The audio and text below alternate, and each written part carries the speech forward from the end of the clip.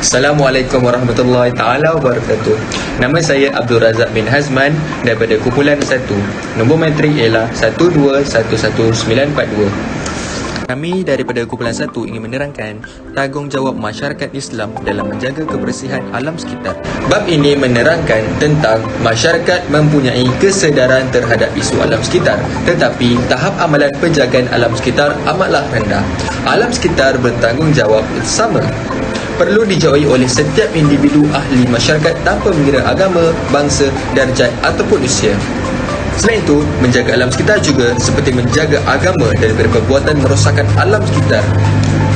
Menjaga alam sekitar sama seperti menjaga keturunan. Menjaga keturunan bermaksud menjaga kelangsungan generasi manusia akan datang. Terusnya ialah permasalahan kajian. Seperti mana yang kita semua tahu, masyarakat membawa peranan yang besar dalam memastikan kebersihan alam sekitar. Oleh itu, terdapat dua permasalahan kajian yang kami ketengahkan, iaitu sikap individu dan organisasi yang tidak bertanggungjawab atas kebersihan. Yang kedua, kurang peranan kerajaan memainkan peranan mencegah dari berlaku pencemaran alam sekitar. Nama Fahmi bin Abdul Ghani, nombor manjat 1211941. Objektif kajian.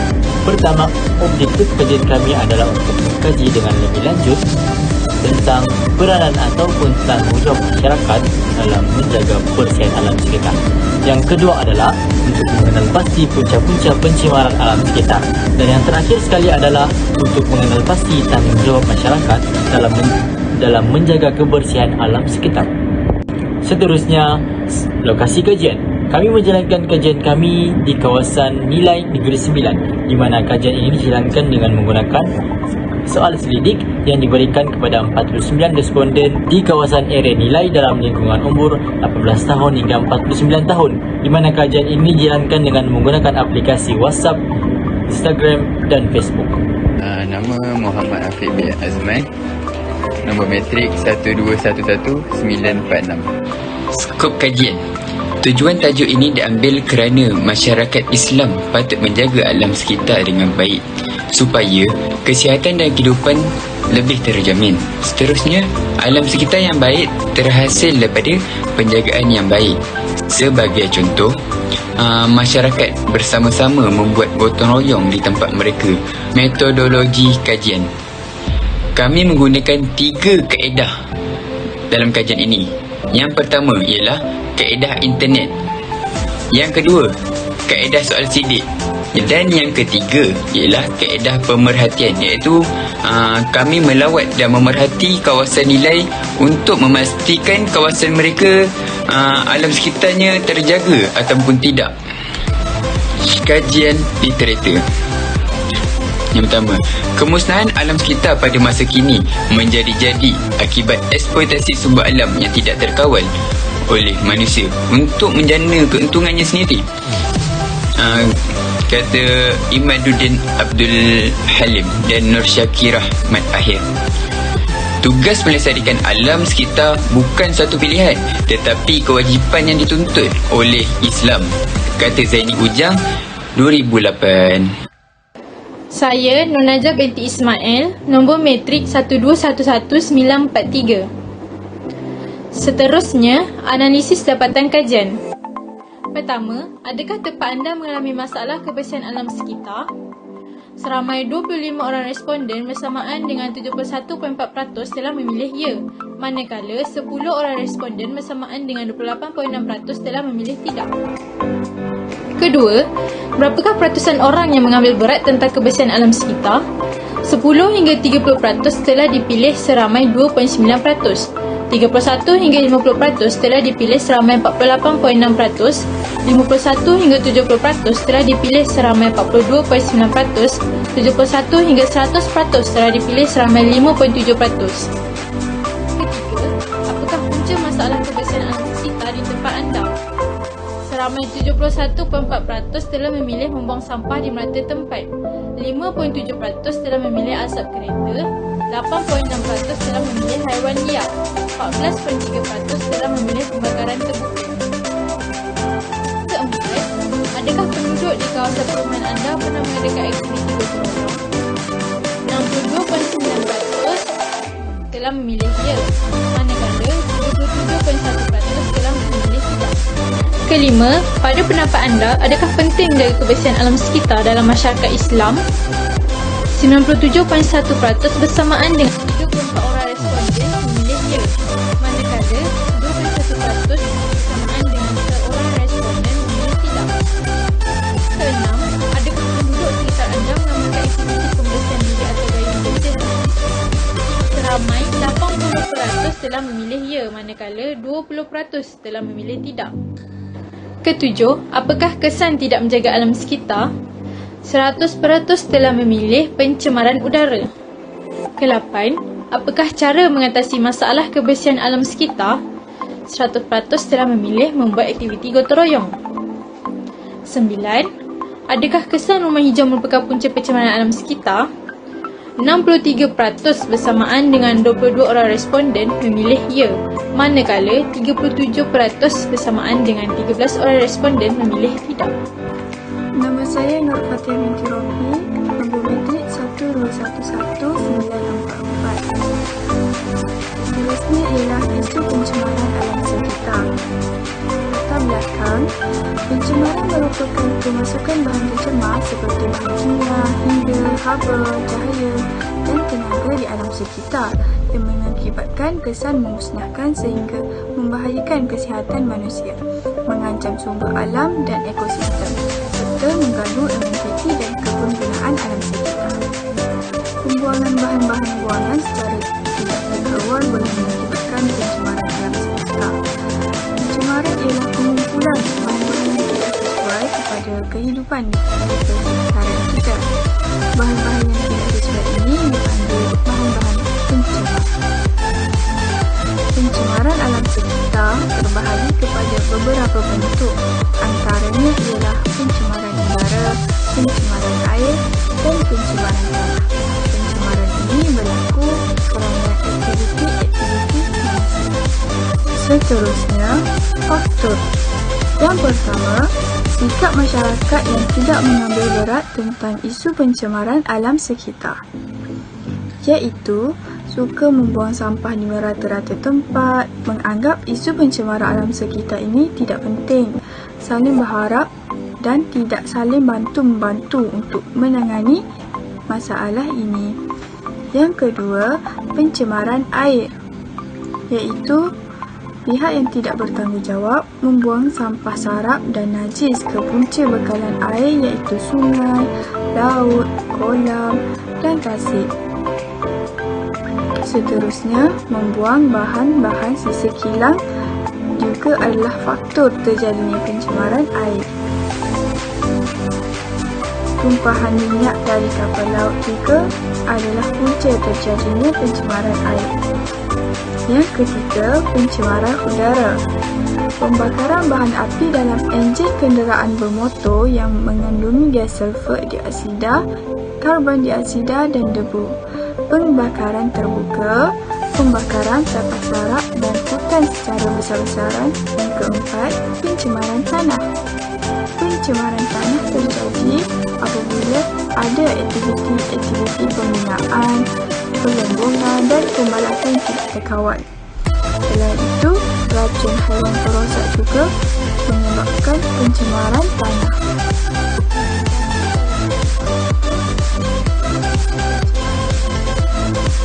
Yang pertama, sikap masyarakat yang tidak mengambil berat tentang isu pencemaran alam sekitar. Ini akan mengakibatkan masalah sampah sarap semakin meningkat, melahirkan masyarakat yang tidak beretika, alam sekitar menjadi kotor dan tercemar. Yang kedua, pencemaran air, menjejaskan masalah kesihatan, punca pembunuh hidupan air, menjejaskan keindahan alam. Yang ketiga, pencemaran udara. Implikasinya ialah udara yang tercemar memasuki badan dan menjejaskan kesihatan kita. Penyusutan lapisan ozon, pembentukan hujan asid dan kenaikan suhu bumi. Seterusnya, pencemaran tanah. Implikasinya ialah haiwan di bawah tanah akan terbunuh, menjejaskan kesihatan dan hakikat tanah.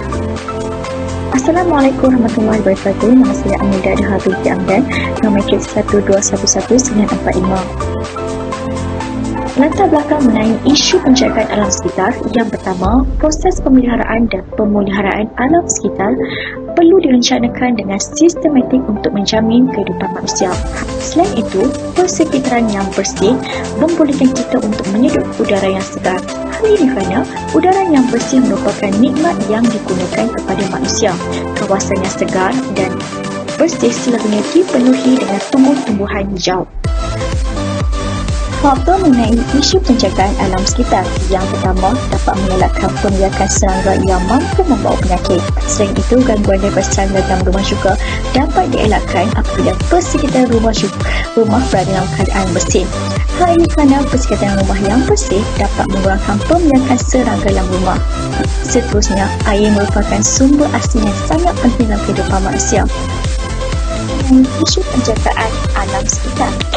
Yang pertama, melaksanakan kempen kesedaran dalam menjaga alam sekitar. Yang kedua, melakukan aktiviti gotong royong. Seterusnya, melakukan kitar semula kepada barang-barang yang terpakai.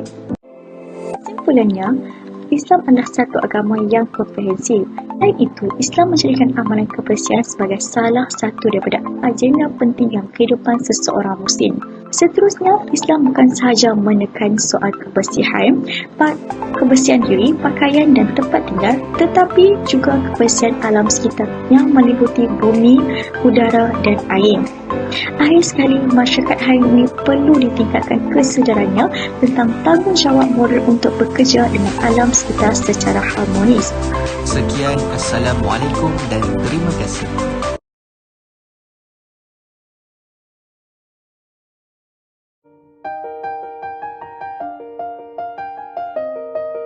Assalamualaikum warahmatullahi wabarakatuh. Saya Ahmad Kobi Arjunid. Pada ini saya ingin menceritakan tentang pengenalan etika pemakaian masyarakat dalam pelbagai kaum. Seperti mana kita tahu, masyarakat Melayu merupakan kaum yang paling ramai di negara kita, iaitu Malaysia. Manakala yang kedua teramat ialah kaum Cina dan terakhir adalah kaum India. Seterusnya lagi, masyarakat Melayu, Cina dan India juga mempunyai pelbagai adat rasam, pakaian, tradisional dan banyak lagi upacara-upacara istiadat yang biasa dilakukan oleh mereka di Malaysia. Walau bagaimanapun, pada hari ini saya ingin menceritakan tentang pemakaian tradisional orang Melayu, iaitu baju Melayu, bersongkok dan kain pelekat bagi kaum lelaki. Manakala bagi perempuan pula adalah baju kurung dan baju kebaya. Bagi Cina pula, pakaian lelaki adalah samfu, manakala wanita berpakaian cheongsam. Seterusnya, permasalahan kajian isu pakaian tradisional menjadi satu permasalahan besar bagi sesetengah individu atau masyarakat dan secara tidak langsung dapat memberikan kita dua implikasi yang besar, iaitu kesan yang positif dan negatif. Pakaian tradisional adalah pakaian yang dipakai oleh tiga bangsa yang berada di Malaysia ini, iaitu Melayu, Cina dan India. Setiap pakaian membawa identiti dan maksud yang tersendiri. Oleh yang demikian, terdapat beberapa permasalahan kajian yang muncul dalam isu pakaian tradisional. Antaranya ialah yang pertama, kebanyakan golongan dulu cerita tentang ilmu pakaian tradisional terdahulu dan yang kini. Mereka lebih memilih untuk menggayakan pakaian yang lebih moden mengikut perubahan era globalisasi pada zaman kini. Yang kedua, kurang mengetahui tentang penerapan nilai adab dan tata susila ketika berpakaian. Yang ketiga, kurang memberi tumpuan dalam mengekalkan tradisi pemakaian tradisional. Pengekalan warisan baju tradisional perlu dititik beratkan supaya tidak ditelan zaman. Bagi objektif kajian, terdapat 5 objektif kajian yang telah kami perolehi. Yang pertama adalah mengenal pasti sejauh mana rakyat Malaysia mengetahui perbezaan antara pakaian tradisional terdahulu dan sekarang dalam masyarakat yang pelbagai. Yang kedua, mengetahui kepentingan budaya pemakaian tradisional di dalam masyarakat yang pelbagai. Yang ketiga, mengenal pasti tahap penerapan nilai adab dan tata susila dalam kalangan masyarakat tentang pemakaian tradisional. Yang keempat, mengkaji tahap pengukuhan hubungan sosial di dalam kalangan masyarakat setempat yang berbilang kaum. Dan yang terakhir, mengenal pasti langkah-langkah dalam mengekalkan warisan pakaian tradisional terdahulu supaya tidak diabaikan oleh masyarakat moden sekarang. Seterusnya adalah lokasi kajian. Kami telah memfokuskan kajian kami di kawasan Nilai yang terletak di Negeri Sembilan. Kedudukan lokasi Nilai menjadi pilihan yang tepat dan strategik. Nilai menjadi tempat tumpuan kami kerana Nilai merupakan bandar yang terletak di daerah Seremban dan terletak kira-kira 4 km dari kawasan perbandaran Bandar Baru Nilai.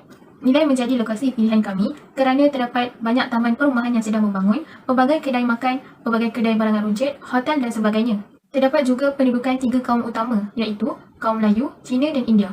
Seterusnya adalah skop kajian. Kami telah menyasarkan kawasan Nilai yang menurut pemerhatian kami amat sesuai kerana terdapat pelbagai kaum yang menetap di sana. Kami juga meletakkan target seramai 60 orang dari kalangan kaum Melayu, Cina dan India. Kami juga menggunakan kaedah soal selidik secara atas talian. Soal selidik ini disebarkan secara atas talian kerana kekangan pergerakan akibat penularan wabak COVID-19. Kajian ini dijalankan selama sebulan bagi memperoleh hasil kajian yang memuaskan serta dapat mengumpul data dengan tepat dan sistematik. Kajian literatur berkenaan kritikan kajian yang didapati seperti di internet, di surat khabar dan lain-lain. Jadi saya telah mendapati sebanyak kajian literatur iaitu ialah 3 kajian dan 1 penutup. Berdasarkan kajian literatur yang dijalankan oleh Alina Chan pada 27 Mei 2021 mengenai satu video yang diupload di Instastory mendapat kecaman serta kritikan oleh netizen terhadap influencer terkenal iaitu Rizal Ibrahim mengenai pakaian tradisional Iban.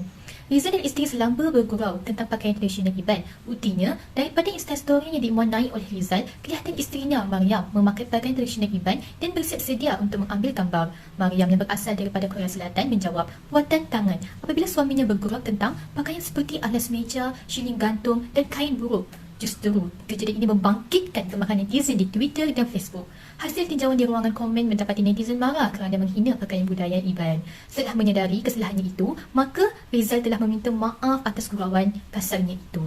Seterusnya, dapatan kajian oleh Hasimi Muhammad pada 4 Mei 2019 mendapati satu lagi ikat baju Melayu menutupi perut ala baju kelawar yang tular di laman sosial Facebook turut mendapat kecaman netizen.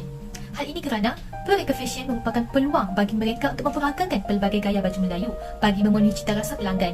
Namun amat mendukacitakan apabila sewenang-wenangnya rekaan baju Melayu kembang itu direka sekaligus untuk keuntungan mereka. Hal ini telah menyebabkan gaya terbaharu baju Melayu tersebut telah mendapat kecaman netizen dan mencetuskan perdebatan susulan dakwaan ia telah merosakkan imej pakaian tradisional kebanggaan orang Melayu kita. Dapat dilihat berdasarkan di laman Facebook Alif Channel beberapa gambar yang dimuat naik olehnya.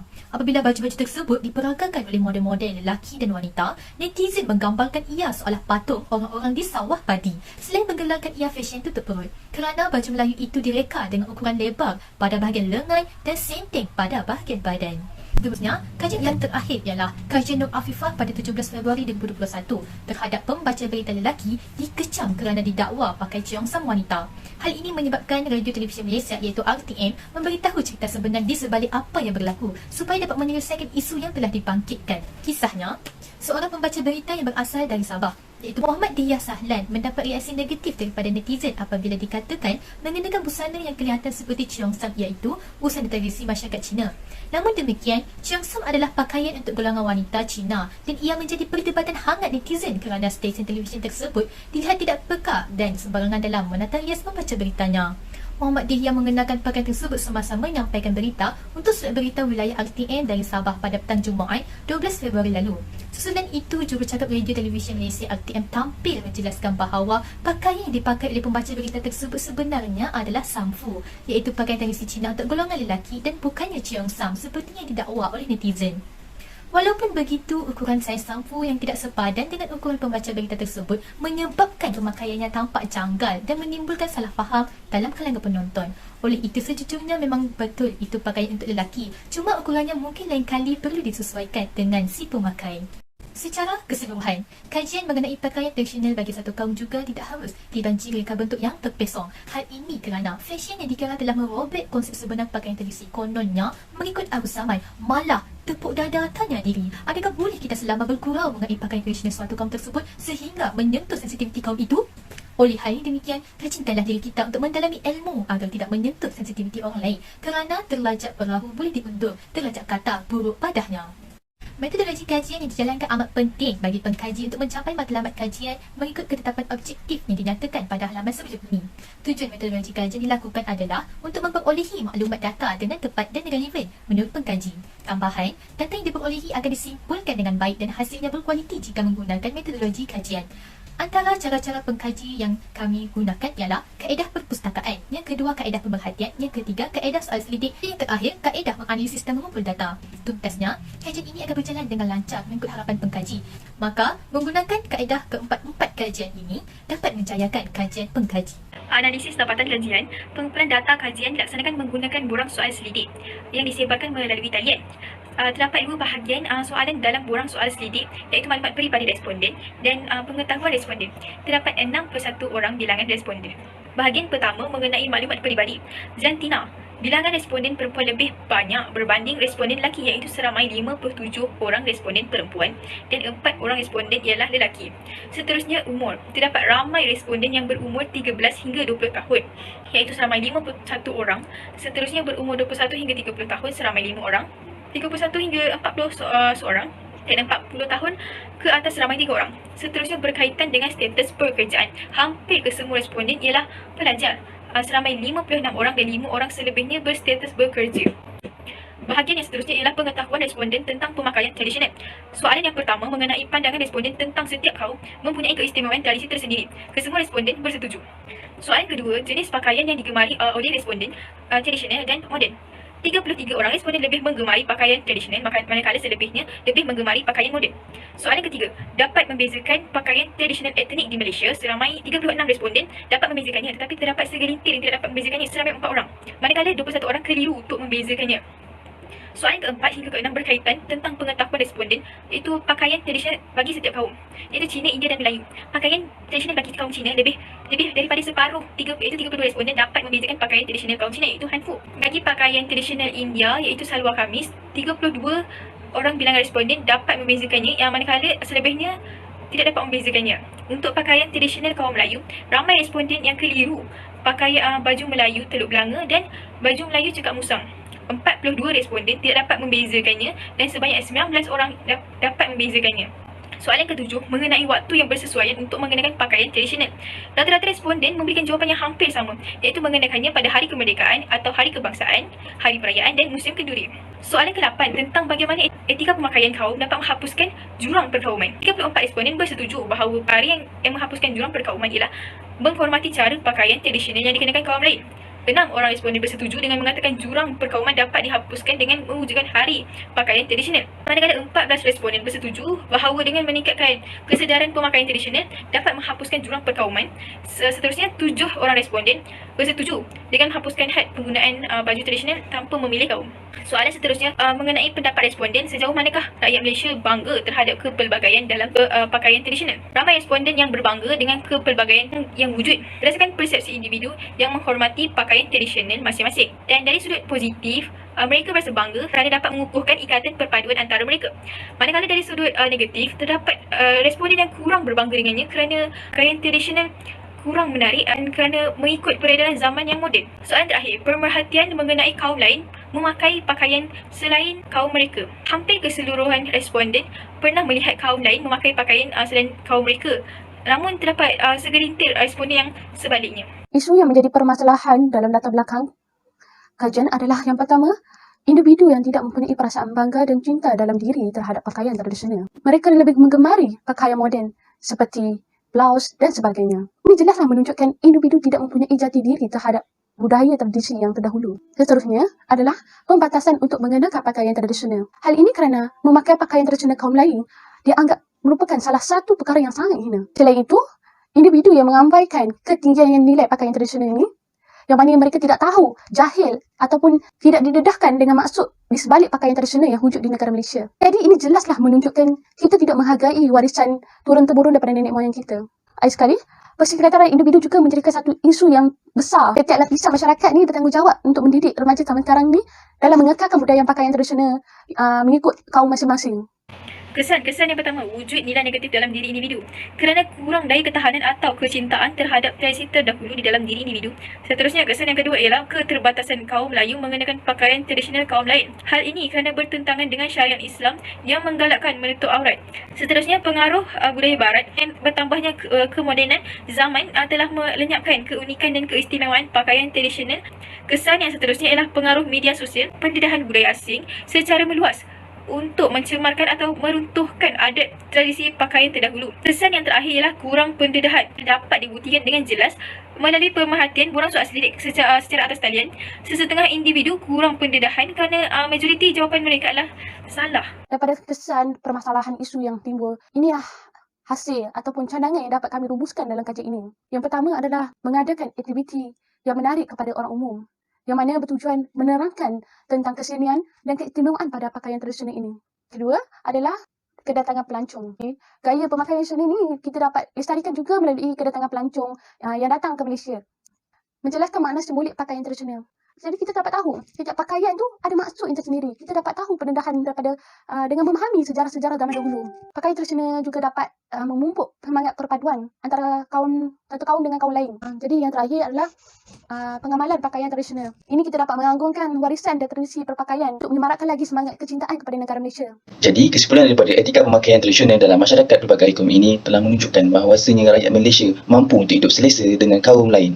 Oleh itu, kita perlulah bersikap rasional dalam menentukan pemakaian kita di luar sana, meskipun berbeza dengan kaum kita. Seterusnya, perkara ini juga dapat membuktikan bahawa setiap kaum mempunyai pakaian tradisional masing-masing yang mereka ingin banggakan dan untuk menghormati tradisi mereka. Sikap ini perlu diterapkan pada generasi-generasi muda hari ini untuk masa yang akan datang supaya meraihkan pemakaian tradisional ini pada waktu-waktu yang sesuai. Selain itu, pemakaian tradisional dalam pelbagai kaum ini juga dapat menunjukkan masyarakat di Malaysia dapat menerima apa juga budaya dalam kehidupan mereka.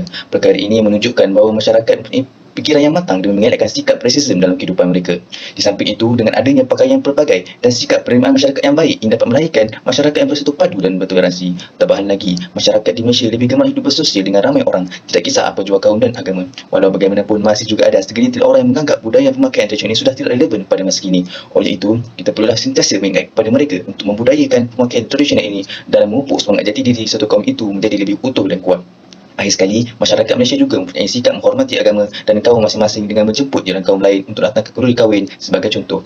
Kebiasaannya, orang akan memakai pakaian tradisional mereka di majlis perkahwinan atau yang sesuai dengannya.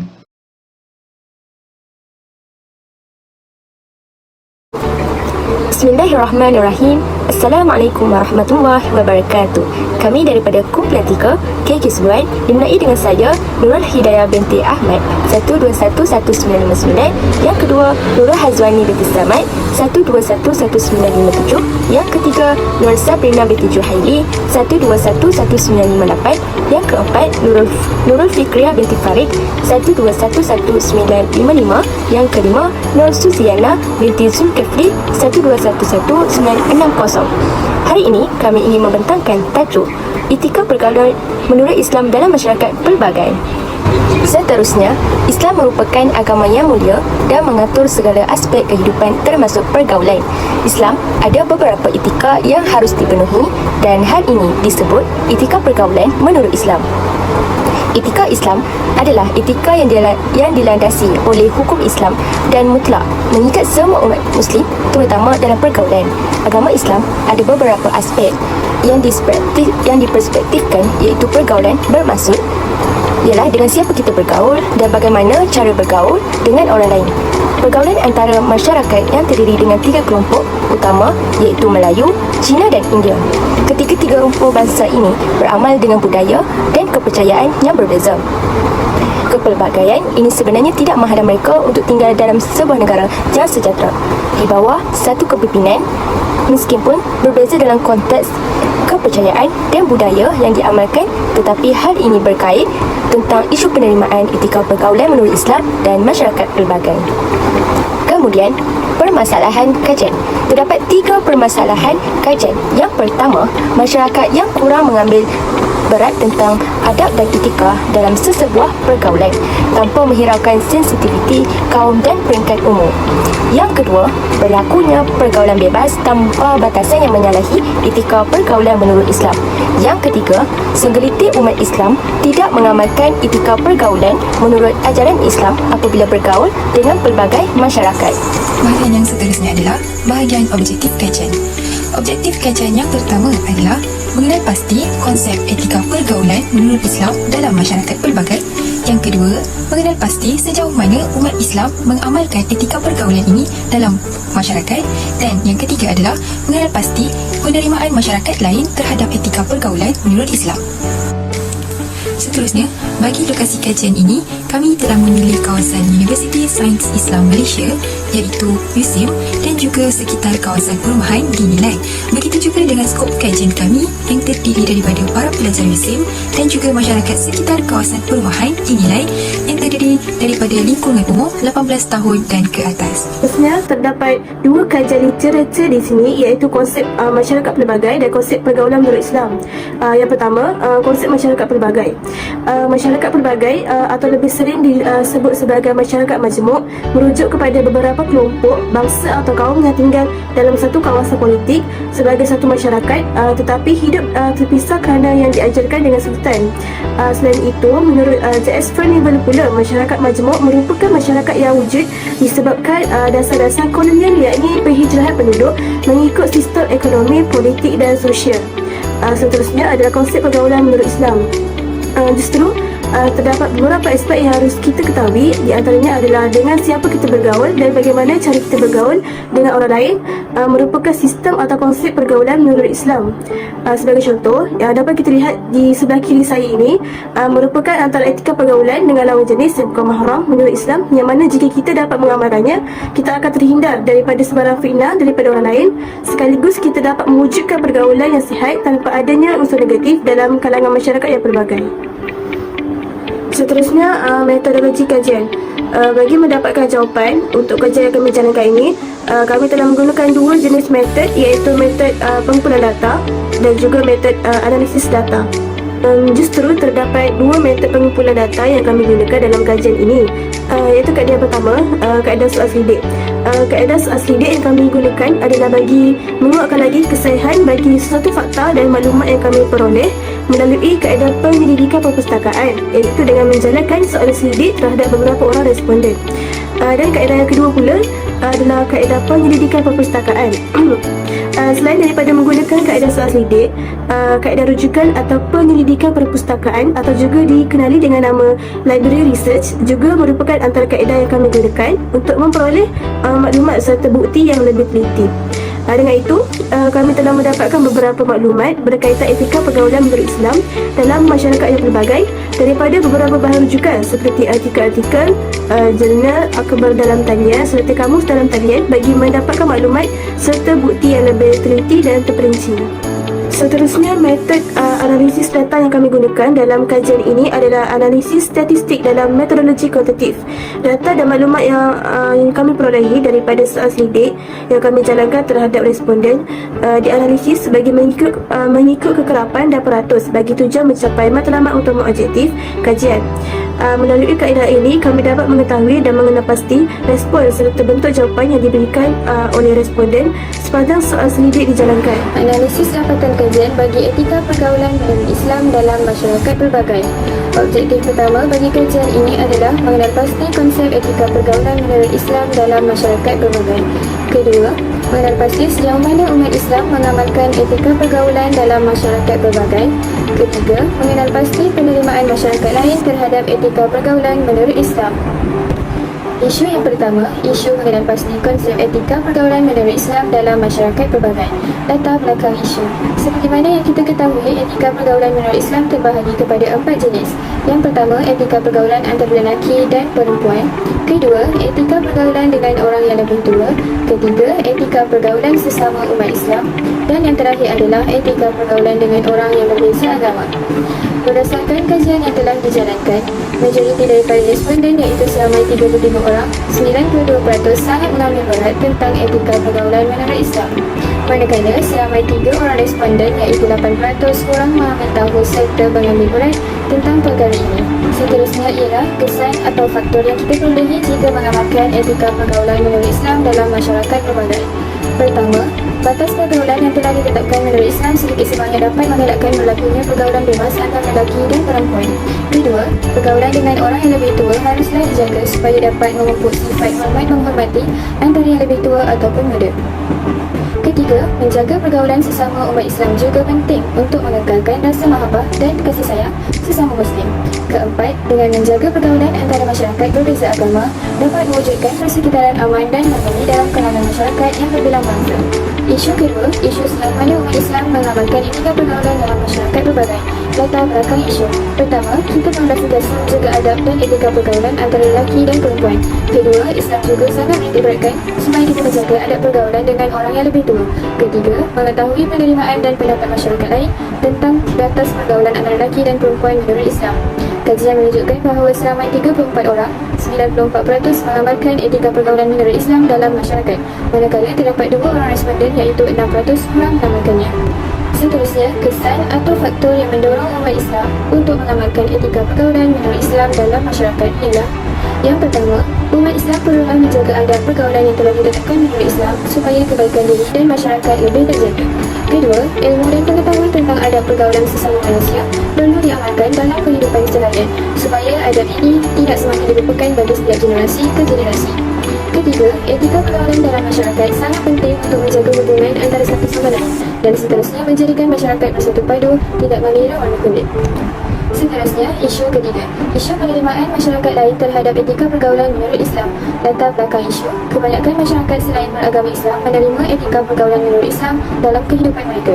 Penerimaan mereka terhadap etika pergaulan ini menunjukkan bahawa mereka menghormati adab pergaulan yang telah ditetapkan menurut Islam. Majoriti daripada responden, iaitu seramai 22 orang, 61% mengatakan bahawa manfaat yang diperolehi jika mengakrabkan pergaulan di kalangan sebaya dapat mengeratkan silaturahim. Selain itu, terdapat 8 orang responden, 52% berpendapat bahawa kita dapat membantu antara satu sama lain. Manakala terdapat 6 orang responden, 17% bersepakat bahawa pergaulan ini mengelakkan daripada berlakunya perselisihan faham. Seterusnya, kesan ataupun faktor yang diperolehi apabila masyarakat lain menerima etika pergaulan menurut Islam dalam kehidupan mereka ialah: yang pertama, pergaulan antara masyarakat di Malaysia memberi kesedaran kepada kita bahawa hubungan antara masyarakat pelbagai amat penting serta mampu mengeratkan ukhuwah dan silaturahim antara satu sama lain. Kedua, mengetepikan sikap perkauman dan memupuk sifat hormat menghormati antara masyarakat. Dan yang terakhir adalah menjaga etika pergaulan menurut Islam memberikan banyak manfaat serta kelebihan dan menjauhkan daripada segala keburukan dalam masyarakat setempat. Seterusnya, implikasi bagi mengamalkan etika pergaulan menurut Islam dalam masyarakat pelbagai. Yang pertama ialah pergaulan bebas dapat dielakkan dalam kalangan masyarakat kerana mereka saling menghormati batas-batas dalam pergaulan. Yang kedua, dapat mententeramkan kehidupan bermasyarakat kerana mereka saling menghormati antara satu sama lain tanpa mengira bangsa dan agama. Yang ketiga, dapat mengeratkan silaturahim dan mengukuhkan kasih sayang dalam masyarakat. Manakala yang keempat ialah dapat melahirkan masyarakat yang lebih bertamadun dan berketerampilan pada masa akan datang kerana mereka menghayati etika dan adab pergaulan dalam pelbagai masyarakat dan agama. Seterusnya, cadangan bagi mengekalkan etika pergaulan menurut Islam dalam masyarakat pelbagai ialah melalui peranan ibu bapa, peranan masyarakat dan peranan pihak sekolah atau institusi. Ibu bapa memainkan peranan dengan mendedahkan anak-anak dengan etika dan adab pergaulan menurut Islam sejak kecil. Hal ini supaya mereka terbiasa dengan etika pergaulan dalam pelbagai masyarakat apabila mereka dewasa.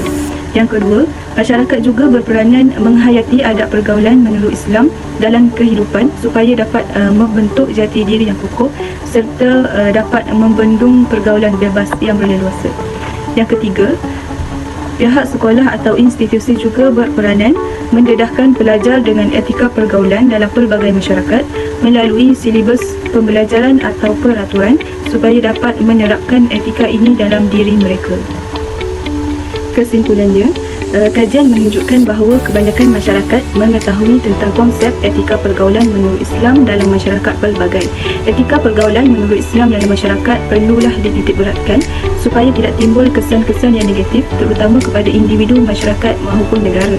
Oleh sebab itu, etika pergaulan dalam masyarakat sangat penting terutama bagi masyarakat Islam kerana Islam sudah menetapkan batas-batas pergaulan antara lelaki dan perempuan. Harapan pengkaji, semoga masyarakat menitikberatkan etika pergaulan menurut Islam dalam kehidupan agar pergaulan bebas dan perkara negatif dapat dibendung daripada berleluasa. Ini sahaja dari kumpulan kami. Sekian, terima kasih. Assalamualaikum warahmatullahi wabarakatuh dan salam sejahtera. Pada hari ini saya Ketua Kumpulan 5 KQC1 UTC 1012 Penghayatan Etika dan Peradaban ingin membentangkan kajian kami. Kami memilih tajuk kajian etika pembelajaran atas talian menurut Islam dalam kalangan pelajar Melayu USIM, Universiti Sains Islam Malaysia. Pertamanya ingin saya memperkenalkan diri dan ahli-ahli kumpulan saya. Yang pertama, saya Akmal Hakim bin Abdul Wahab, Ahmad Anas bin Fatul Karib, Ahmad Nazrin bin Muhammad Rozi, Mustaqim Akmal bin Abdul Rahman, Nur Naziha binti Muhammad Hatta, dan yang terakhir Muhammad Fadil bin Mat Asri. Pertamanya ingin saya memberi pengenalan serba sedikit tentang kajian kami. Kajian kami meliputi perkembangan internet yang besar memberi kemudahan kepada manusia, antaranya dari segi pembelajaran. Dunia pandemik COVID-19 yang menjejaskan semua sektor termasuk sektor pendidikan sendiri. Malaysia mengambil langkah menjalankan Perintah Kawalan Pergerakan PKP dan disarankan untuk masyarakat Malaysia bekerja dari rumah, work from home, serta pembelajaran dan pengajaran iaitu PDP diganti kepada pembelajaran dan pengajaran di rumah. Seterusnya, antara permasalahan kajian yang kami dapati ialah wabak COVID-19 melanda dunia. Maka Kementerian Pelajaran Malaysia KPM dan Kementerian Pengajian Tinggi KPT memperkenalkan kaedah pembelajaran atas talian atau e-pembelajaran. Sering muncul di media sosial di mana guru berperan adalah menyediakan bahan untuk anak murid sedangkan anak murid yang tersebut gagal menghadiri sesi kelas. Suasana pembelajaran yang kurang kondusif menyebabkan murid kurang menerapkan adab semasa pembelajaran atas talian serta pengaruh rakan sebaya untuk menghasut untuk tidak menghadiri kelas. Yang terakhir, ibu bapa kurang memberi didikan dan dorongan kepada anak-anak ketika pembelajaran atas talian. Kami telah meletakkan beberapa objektif kajian dalam kajian ini. Pertama, dapat memupuk adab-adab pembelajaran di atas talian dalam diri semua mahasiswa dan mahasiswi Universiti Sains Islam Malaysia USIM di samping mengejar keberkatan sepanjang tempoh pembelajaran atas talian. Yang kedua, dapat mengenal pasti permasalahan utama yang sering dihadapi oleh mahasiswa dan mahasiswi USIM sepanjang tempoh pembelajaran atas talian. Yang ketiga, dapat mengenal pasti kecenderungan para mahasiswa dan mahasiswi USIM terhadap pembelajaran atas talian berbanding pembelajaran secara fizikal. Sekarang masuk pada bahagian objektif kajian. Yang pertama, memupuk adab-adab pembelajaran atas talian dalam diri semua mahasiswa khususnya pelajar USIM agar kaedah pembelajaran tersebut lebih efektif sampai menjaga keberkatan sepanjang tempoh pembelajaran. Yang kedua, mengenal pasti permasalahan utama yang sering dihadapi oleh mahasiswa sepanjang tempoh pembelajaran atas talian. Yang ketiga, mengenal pasti kecenderungan para mahasiswa USIM terhadap pembelajaran atas talian berbanding pembelajaran secara fizikal. Baiklah, sekarang masuk kepada lokasi kajian. Dalam kajian ini, kami telah memilih lokasi kajian di Universiti Sains Islam Malaysia yang terletak di Nilai Negeri Sembilan. Kami memilih lokasi ini kerana kami sendiri adalah pelajar USIM. Maka dengan cara ini mudah untuk kami sebagai pengkaji mendapatkan maklumat dari pelbagai peringkat umur dan tahap pengajian daripada responden. Seterusnya, skop kajian. Kajian ini menumpukan terhadap etika yang perlu diamalkan semasa pembelajaran atas talian dan isu-isu yang timbul berkaitan dengannya. Yang kedua, golongan yang ditujukan adalah para pelajar USIM. Ketiga, kajian ini memfokuskan terhadap para pelajar Melayu di USIM sahaja. Ini kerana majoriti para pelajar adalah Melayu dan agama Islam.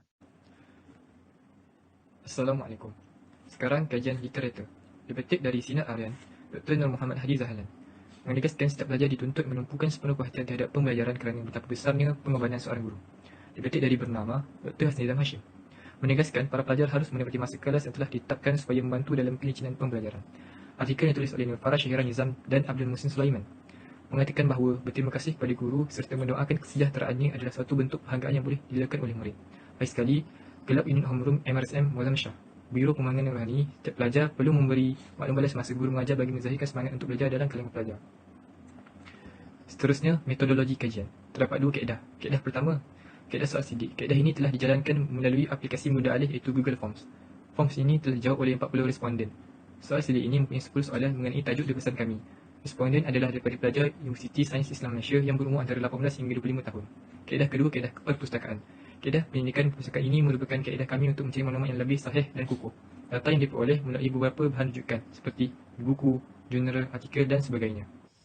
Analisis dapatan kajian.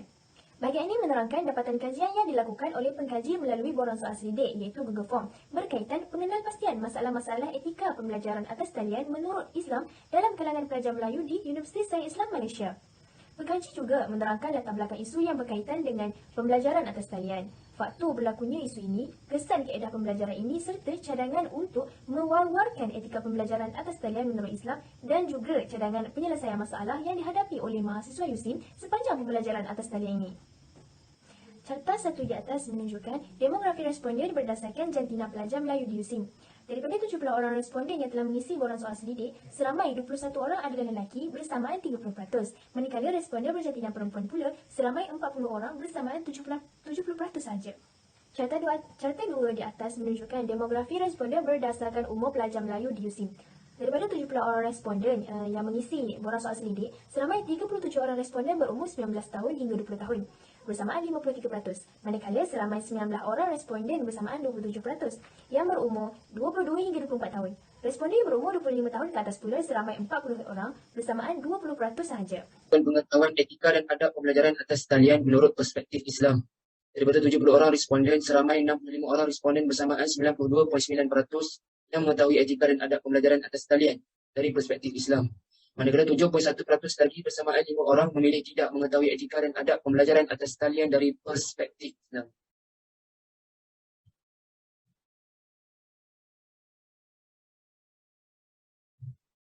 Rajah satu di atas menunjukkan tentang pendapat yang berkaitan satu etika pembelajaran atas talian dari perspektif Islam. Seramai 60 orang responden telah menjawab soal selidik ini. Pengkaji mendapati bahawa majoriti responden memberi jawapan seperti rajah satu di atas. Seramai 12 orang responden memberi jawapan etika pembelajaran atas talian ialah menjaga adab kepada guru ketika belajar dengan cara menghormatinya, tidak bercakap sewaktu guru mengajar. Selain itu, seramai 19 orang responden berpendapat menghormati guru dengan menjawab persoalan dari guru ialah etika pembelajaran atas talian. Seramai 29 orang responden juga yang mewakili bilangan tertinggi berpendapat bahawa menghadiri kelas ialah etika pembelajaran atas talian menurut Islam. Carta 4 di atas menunjukkan peratusan responden yang mengisi borang soal selidik yang memilih ya atau tidak dengan beretika dan beradab ketika pembelajaran atas talian menurut Islam dapat mengeratkan hubungan antara pelajar dan pencerah. Daripada 70 orang responden, seramai 67 orang responden bersamaan 95.7% memilih ya, bahawa dengan beretika dan beradab ketika pembelajaran atas talian menurut Islam dapat mengeratkan hubungan antara pelajar dan pencerah. Manakala 3 orang responden bersamaan 4.3% berpendapat tidak. Seterusnya, rajah 2 menunjukkan pendapat responden berkaitan kesan-kesan yang akan berlaku jika seorang pelajar tidak beretika dan beradab ketika pembelajaran atas talian. Soal selidik ini dilakukan secara terbuka dan responden bebas memberi maklum balas dan pengkaji juga dapat menambahkan maklumat melalui pendapat yang diberi responden. Seramai 61 orang responden yang berkelapangan menjawab soal selidik ini. Dan pengkaji mendapati bahawa majoriti jawapan yang diberi responden adalah hampir sama, iaitu kesan yang akan berlaku jika seseorang tidak beretika dan beradab ketika pembelajaran atas talian ialah tidak mendapat keberkatan ilmu daripada pengajar kerana sikap sendiri dan akhirnya menjadi asbab kita tidak pernah berjaya.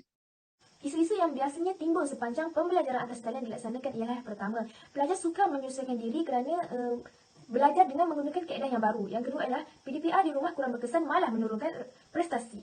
Yang ketiga ialah kebanyakan pelajar tidak berpakaian yang sesuai ketika pembelajaran dan pengajaran atas talian. Faktor-faktor timbulnya isu sepanjang pembelajaran atas talian yang pertama, permasalahan capaian internet iaitu mereka yang berada di kawasan pedalaman dan juga keluarga yang mempunyai masalah kewangan. Yang kedua ialah para pendidik sukar untuk memantau sama ada mereka fokus ataupun tidak. Dan juga yang ketiga ialah masalah kewangan untuk membeli barangan seperti gadget. Implikasi kaedah pembelajaran atas talian pastinya mempunyai kebaikan dan keburukan. Yang pertama, kebaikannya ialah kemudahan mengakses apa-apa maklumat bila-bila masa sahaja. Yang kedua ialah dapat mengurangkan kos pembelajaran seperti kos pengangkutan, kos tempat tinggal. Dan seterusnya ialah keburukan, iaitu para pelajar tidak dapat menahan mata untuk melihat skrin laptop, maka itu akan menghilangkan fokus para pelajar. Cadangan mewar-warkan etika pembelajaran atas talian dalam kalangan mahasiswa.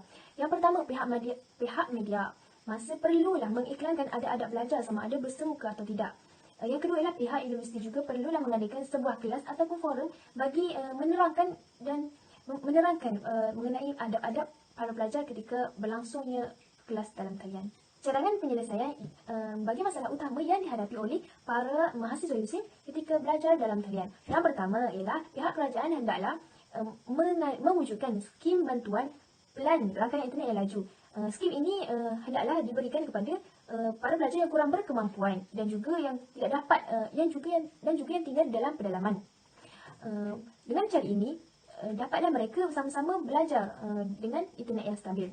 Seterusnya, pihak kerajaan hendaklah menyediakan peranti gadget kepada pelajar yang kurang berkemampuan bagi memudahkan mereka menjalani pembelajaran dalam talian. Contohnya seperti telefon, tablet dan laptop. Ini dapat mereka merasakan bahawa mudahnya belajar online. Kesimpulannya, etika pengajaran atas talian wajar diamalkan oleh setiap pelajar, tidak kira peringkat, sama ada peringkat sekolah maupun peringkat universiti. Tidak dinafikan proses untuk menuntut ilmu mempunyai cabaran yang tersendiri. Bahkan para ilmuwan yang terdahulu juga cekal menempuhi cabaran mereka. Misalnya, mereka tidak mempunyai teknologi serba canggih seperti zaman kini. Dan zaman kita juga mempunyai cabaran untuk menuntut ilmu. Misalnya, kita mempunyai masalah capaian internet untuk berhubung dengan guru. Di dalam kitab Sahih Muslim telah diriwayatkan bahawa baginda Nabi Muhammad SAW telah menjelaskan kelebihan bagi orang-orang yang menuntut ilmu. Mafhum hadis, barang siapa yang menempuhi suatu jalan untuk menuntut ilmu, maka Allah akan mudahkan baginya jalan untuk menuju ke syurga. Tidaklah satu kumpulan berkumpul di dalam sebuah rumah di antara rumah-rumah Allah, membaca kitab Allah yakni Al-Quran, dan mempelajari sesama mereka, melainkan Allah akan turunkan kepada mereka itu sakinah, yakni ketenangan, dan diliputi ke atas mereka rahmat, dan dinaungi oleh para malaikat, serta Allah akan menyebut mereka pada malaikat yang berada di sisinya. Hadis riwayat Muslim. Semoga mahasiswa dan mahasiswi di Universiti Sains Islam Malaysia serta insan yang bergelar penuntut ilmu sentiasa beretika ketika pembelajaran atas talian. Seterusnya, memacu kemajuan ilmu di Malaysia setanding dengan negara-negara maju yang lain. Sekian, wabillahi taufiq wal hidayah. Assalamualaikum warahmatullahi wabarakatuh.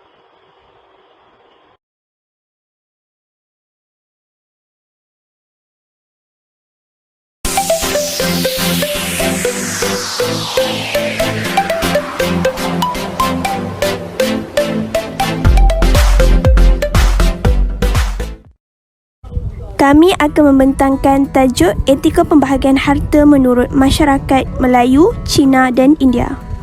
Pendahuluan. Apa itu harta ya? Menurut Islam, harta adalah sesuatu yang boleh disimpan, dikumpulkan dan dibayar. Selain itu, harta juga merupakan sesuatu yang dapat memberi manfaat kepada manusia dan sesuatu yang berharga di mata manusia kerana manusia memerlukan harta untuk terus hidup.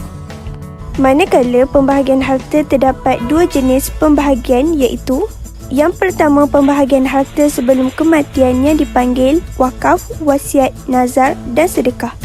Yang kedua, pembahagian harta selepas kematiannya dipanggil pembahagian harta mengikut hukum faraid. Permasalahan kajian. Yang pertama, masyarakat tidak tahu cara pembahagian harta yang betul. Yang kedua, wujudnya perbalahan dan ketidaksefahaman sesama pihak. Yang ketiga, kebanyakan masyarakat Malaysia tidak mengetahui tentang faedah yang akan diperolehi jika mereka mengamalkan cara pembahagian harta menurut Islam. Objektif kajian bagi etika pembahagian harta menurut Islam dalam masyarakat Melayu, Cina dan India adalah untuk mengetahui cara pembahagian harta menurut masyarakat pelbagai. Selain itu, untuk mengetahui cara penerimaan suatu bahagian harta, akhir sekali dapat mengenal pasti faedah yang diperolehi dengan mengamalkan konsep ini. Kajian ini telah memfokuskan kepada dua kaedah iaitu soal selidik dan rujukan internet agar tidak menyimpang daripada permasalahan kajian dan mencapai objektif kajian ini. Kaedah soal selidik ini telah mengambil kira umur dan bangsa seseorang responden tersebut iaitu bermula dari umur 18 tahun hingga 60 tahun ke atas iaitu dari bangsa Melayu, Cina dan India seramai 34 orang responden. Manakala, kaedah rujukan internet juga telah digunakan dalam mengkaji kajian ini. Kaedah ini digunakan kerana mudah untuk digunakan. Tambahan pula, pandemik COVID-19 telah melanda dunia ketika ini. Metodologi kajian. Metodologi adalah cara untuk menyelesaikan tugasan yang diberi. Terdapat dua kaedah yang digunakan untuk mendapatkan maklumat kajian. Yang pertama, kaedah internet dan yang kedua, kaedah soal selidik. Kajian literatur. Dalam Islam, pembahagian harta terdapat dua pengurusan iaitu perancangan harta semasa hidup dan perancangan harta selepas kematian. Tujuan pembahagian harta ialah memberikan kepada yang berhak dan untuk membantu waris yang ditinggalkan. Bagi kaum Cina, tiada istilah pembahagian harta kerana harta dibahagikan secara turun-temurun kepada anak-anak dan ianya adil kerana mereka mengikuti undang-undang yang telah ditetapkan di pejabat tanah.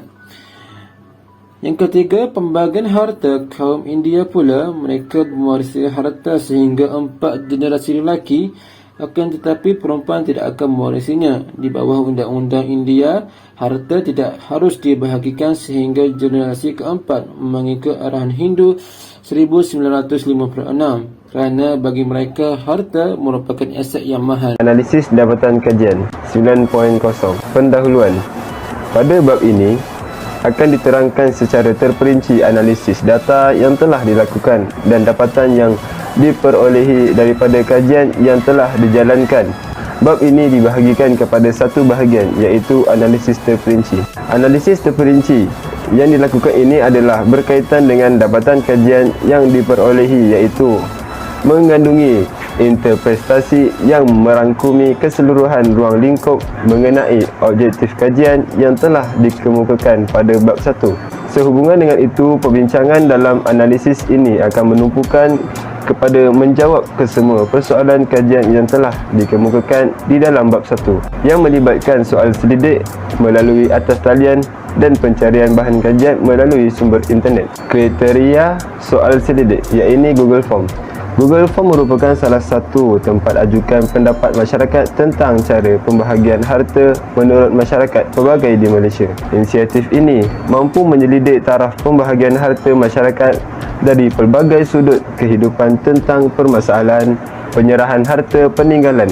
Keputusan hasil dari Google Form juga memudahkan tugasan kita untuk mengetahui dalam membuat perbandingan tentang pelaksanaan pembahagian harta sama ada masih kekal ataupun sudah tidak diperlukan lagi. Terdapat banyak bentuk soalan yang ditaklukkan dalam Google Form tersebut bagi membuka setiap pemikiran masyarakat terhadap aturan atau gambaran pembahagian harta. Dapatan kajian dalam aspek latar belakang demografi responden meliputi aspek berikut. Yang pertama, jantina.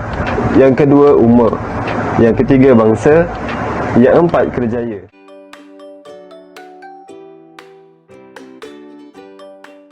Seterusnya, dapatan kajian dalam aspek persoalan umum terhadap masyarakat tentang topik tersebut. Yang kelima, pernahkah anda mempelajari ilmu pembahagian harta? Yang keenam, tahukah anda cara pembahagian harta mengikut agama anda? Yang ketujuh, sudahkah anda mewariskan harta anda? Yang kelapan, adakah anda mengikuti cara pembahagian harta agama anda? Iaitu dapatan kajian dalam aspek pendapat atau hujah daripada masyarakat. Yang kesembilan, adakah pembahagian harta dalam agama anda masih relevan pada masa kini? Yang kesepuluh, adakah anda rasa isu pembahagian harta ini merupakan isu yang hangat? Yang kesebelas, mengapakah ilmu pembahagian harta ini perlu dipelajari? Yang kesebelas, mengapakah ilmu pembahagian harta ini perlu dipelajari? Yang kedua belas, mengapakah kaedah pembahagian harta perlu dipatuhi oleh setiap individu?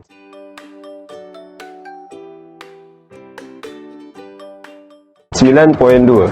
Isu cara pembahagian harta menurut masyarakat pelbagai. Isu tentang pembahagian harta pusaka sering dibicarakan apabila terdapat salah seorang daripada kalangan ahli keluarga telah meninggal dunia. Seterusnya, kesan dan faktor, iaitu situasi genting dalam menguruskan pembahagian harta dengan kaedah yang selamat daripada beberapa masalah atau kejadian yang tidak diingini. Faktor dalam penerimaan suatu harta ialah waris memiliki pewaris sama ada lelaki maupun perempuan untuk diagihkan harta dengan adil mengikut kaedah. Hasil dapatan kajian mendapati bahawa isu tidak mengetahui faedah pembahagian harta menurut Islam adalah kerana mereka tidak mempelajari akan ilmu tersebut. Justeru itu, cadangan dan implikasi iaitu cadangan utama dalam pembahagian harta pusaka ialah bertanya kepada orang yang lebih berpengalaman. Dalam menyelesaikan pembahagian harta pusaka orang Islam, mekanisme yang dianjurkan adalah mengguna pakai kaedah faraid. Pihak kerajaan mestilah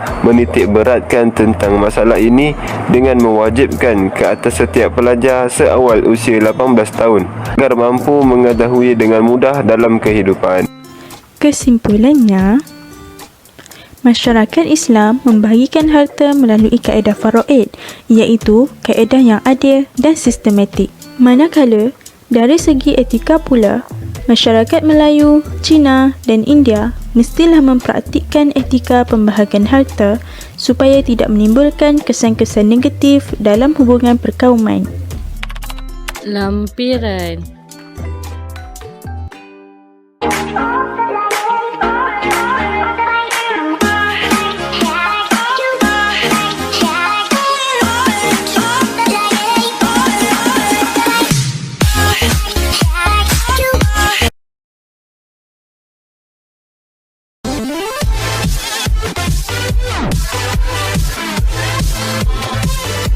Assalamualaikum warahmatullahi wabarakatuh. Syukur kehadirat ilahi kerana dengan limpah kurnianya telah bertungkus lumus dapat kami menyempurnakan tugasan perkumpulan kami bagi isu peranan media sosial sebagai medium dakwah Islam dalam kalangan pelajar dalam jangka masa yang telah ditetapkan.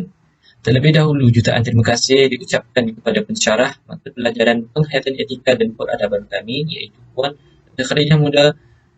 Beliau telah banyak membantu kami dalam menjalankan gagasan ini dan telah berusaha memastikan agar segala penyampaian pengajarannya dipahami oleh kami.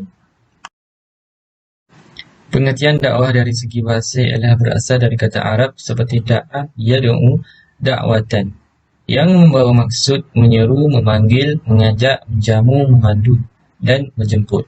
Manakala maksud dakwah dari segi istilah pula ialah mendorong manusia agar berbuat kebajikan dan petunjuk, menyuruh mereka berbuat yang ma'ruf dan mencegah mereka daripada melakukan perbuatan mungkar agar mereka mendapat kebahagiaan di dunia dan di akhirat. Perkembangan dunia hari ini yang penuh dengan teknologi canggih, maka pendakwah kini telah mengambil inisiatif untuk berdakwah kepada masyarakat dengan lebih dekat, iaitu dengan menggunakan platform media sosial.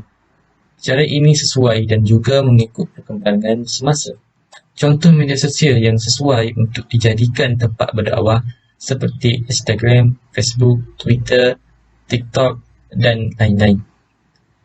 Kita sedia maklum, berdasarkan beberapa definisi yang telah diberikan, maka kita dapat menyimpulkan bahawa dakwah ini adalah satu usaha mengajak manusia beriman kepada Allah dengan membenarkan segala apa yang telah dibawa oleh Rasulullah SAW.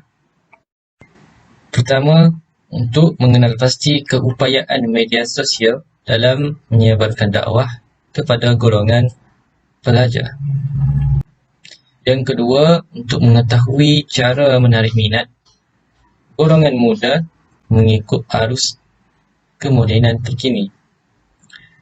Yang ketiga, untuk mengenal pasti kesahihan tentang hukum dan maklumat keagamaan yang dimuat naik oleh pengguna-pengguna tertentu. Seperti mana yang kita tahu, isu maklumat palsu di negara kita ini bukanlah satu perkara yang asing lagi. Hal ini amat berkait rapat dengan masalah kajian kami, iaitu sumber penularan yang tidak sahih dan dikhawatiri mengundang kekeliruan dan kebimbangan kepada pengguna media sosial, terutamanya dalam kalangan remaja. Hal ini disebabkan banyak posting di media sosial, khususnya posting berkaitan agama, tidak mempunyai sumber-sumber maklumat yang tepat dan sahih. Isu ini haruslah dikaji dan dibanteras dengan segera agar dapat membendung penularan mesej yang tidak sepatutnya. Kajian berkaitan peranan media sosial sebagai medium dakwah Islam dalam kalangan remaja dilakukan kepada penduduk nilai Negeri Sembilan, khususnya mahasiswa dan mahasiswi Universiti Sains Islam Malaysia USIM Bandar Baru Nilai Negeri Sembilan. Hal ini kerana mahasiswa dan mahasiswi di USIM mewakili golongan remaja yang aktif di media sosial. Kami juga melakukan soal selidik kepada beberapa orang penduduk nilai untuk mendapat maklumat serta pendapat yang lebih mendalam sebagai golongan yang lebih dewasa. Manakala, skop kajian pula dalam lingkungan umur 13 hingga 41 tahun ke bawah. Hal ini kerana golongan masyarakat dalam lingkungan umur tersebut kerap menggunakan media sosial dalam kehidupan seharian, terutamanya lingkungan umur 18 tahun ke bawah. Metodologi kajian. Kami telah menggunakan beberapa kaedah metodologi untuk menyiapkan serta menyelesaikan kajian yang telah kami lakukan, iaitu berkaitan dengan peranan media sosial sebagai salah satu medium untuk menyebarkan serta menyampaikan dakwah.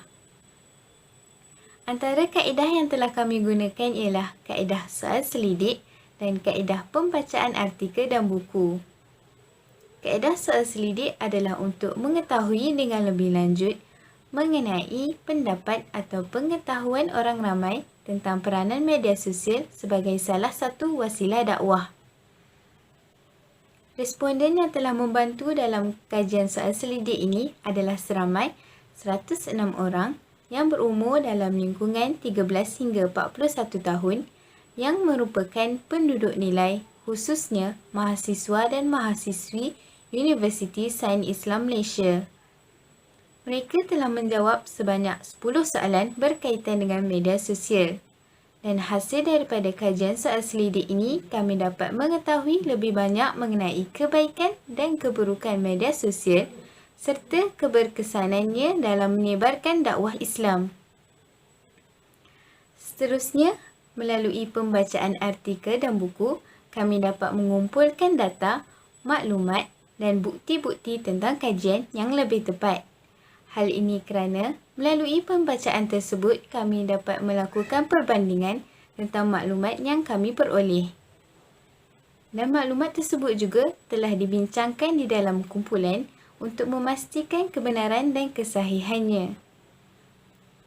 Pembacaan artikel dan buku juga boleh dilakukan melalui internet dan ia memudahkan kami untuk mendapatkan lebih banyak bahan rujukan. Kami juga telah menggunakan kitab Al-Quran dan hadis untuk mendatangkan dalil-dalil serta bukti-bukti yang kuat tentang kajian ini. Oleh itu, kami dapat mengaitkan kajian ini dengan Al-Quran dan As-Sunnah. Saya Nurzatul Zafikah binti Adnan, nombor matrik 1211982. Saya ingin membentangkan tentang isu kesahihan dakwah di media sosial. Seramai 99 responden iaitu 93.4% mengatakan bahawa remaja tidak patut mempercayai golongan yang berdakwah di media sosial. Manakala seramai 7 orang responden iaitu 6.6% mengatakan bahawa remaja patut mempercayai golongan pendakwah ini tanpa soal selidik latar belakang pendidikan pendakwah tersebut. Sekiranya mereka percayai golongan ini secara bulat-bulat, ia akan membolehkan akidah dan pegangan remaja menjadi terumbang-ambing dan boleh membawa kepada ajaran sesat. Media sosial juga merupakan platform di mana semua pengguna mempunyai hak untuk melontarkan pendapat mereka mengenai sesuatu isu yang tersebar mengikut kefahaman dan ilmu yang ada dalam diri mereka. Selain itu, budaya viral juga tidak asing dalam kalangan remaja kerana mereka suka berkongsi maklumat tanpa memastikan kesahihan isu tersebut. Terdapat juga segelintir daripada golongan ini mengambil kesempatan terhadap isu yang viral untuk mengejar populariti dalam kalangan masyarakat dan juga pendakwah-pendakwah yang lain. Mutakhir ini, ada juga pendakwah menggunakan nama agama untuk mengaburi mata masyarakat supaya masyarakat mempercayai dakwah yang disampaikan oleh mereka adalah benar. Akhir sekali, timbulnya golongan pendakwah yang menyampaikan ilmu palsu untuk menyesatkan umat Islam, terutamanya golongan remaja. Sekian, terima kasih. Saya, Nur Nazlah binti Jamaluddin, nombor matrik 1211986. Antara kesan isu kesahihan maklumat keagamaan yang dimuat naik di media sosial adalah yang pertama, mencetuskan kekeliruan dan kegelisahan di kalangan masyarakat, seterusnya mengganggu gugat ketenteraman awam. Hal ini kerana kuasa menyebarkan atau forward penghapusan di media sosial sangat terbuka sehingga ada sesetengah pengguna yang tidak bertanggungjawab menyebarkannya tanpa menyelidiki kesahihan posting tersebut. Tindakan sesetengah netizen di media sosial yang gemar memberi pendapat mereka serta membahas isu-isu keagamaan sangat dikhawatiri memberi kesan yang negatif kepada remaja, terutamanya golongan yang ingin mendekati Islam. Tindakan mereka itu akan mencerminkan penganut Islam yang tidak beretika dan berakhlak buruk di mata penganut agama lain. Hal ini akan mencemarkan imej umat Islam di mata mereka. Seterusnya, akan mewujudkan pemahaman Islamofobia. Islamofobia ialah kontroversi yang merujuk kepada prasangka dan diskriminasi terhadap orang Islam. Hal ini kerana realiti sekarang Islam banyak disalah tafsir dan disalah faham oleh orang bukan Islam kerana tingkah laku umat Islam itu sendiri. Dengan ini, ia akan menimbulkan rasa takut dan benci terhadap agama Islam lalu membawa perasaan takut itu untuk mendekati agama Islam. Hal ini akan menyebabkan agama Islam tidak akan berkembang maju di negara-negara barat kerana wujudnya perbezaan pahaman terhadap pelbagai budaya. Kesan yang ketiga adalah menimbulkan fahaman ajaran sesat. Hal ini kerana terdapat beberapa golongan yang bertentangan fahaman dengan ahli sunnah wal jamaah yang mengambil kesempatan atas kelebihan media sosial sebagai platform untuk menyebarkan dakwah sesat mereka. Sasaran mereka semestinya golongan muda yang kurang memahami dan mendalami agama Islam sepenuhnya.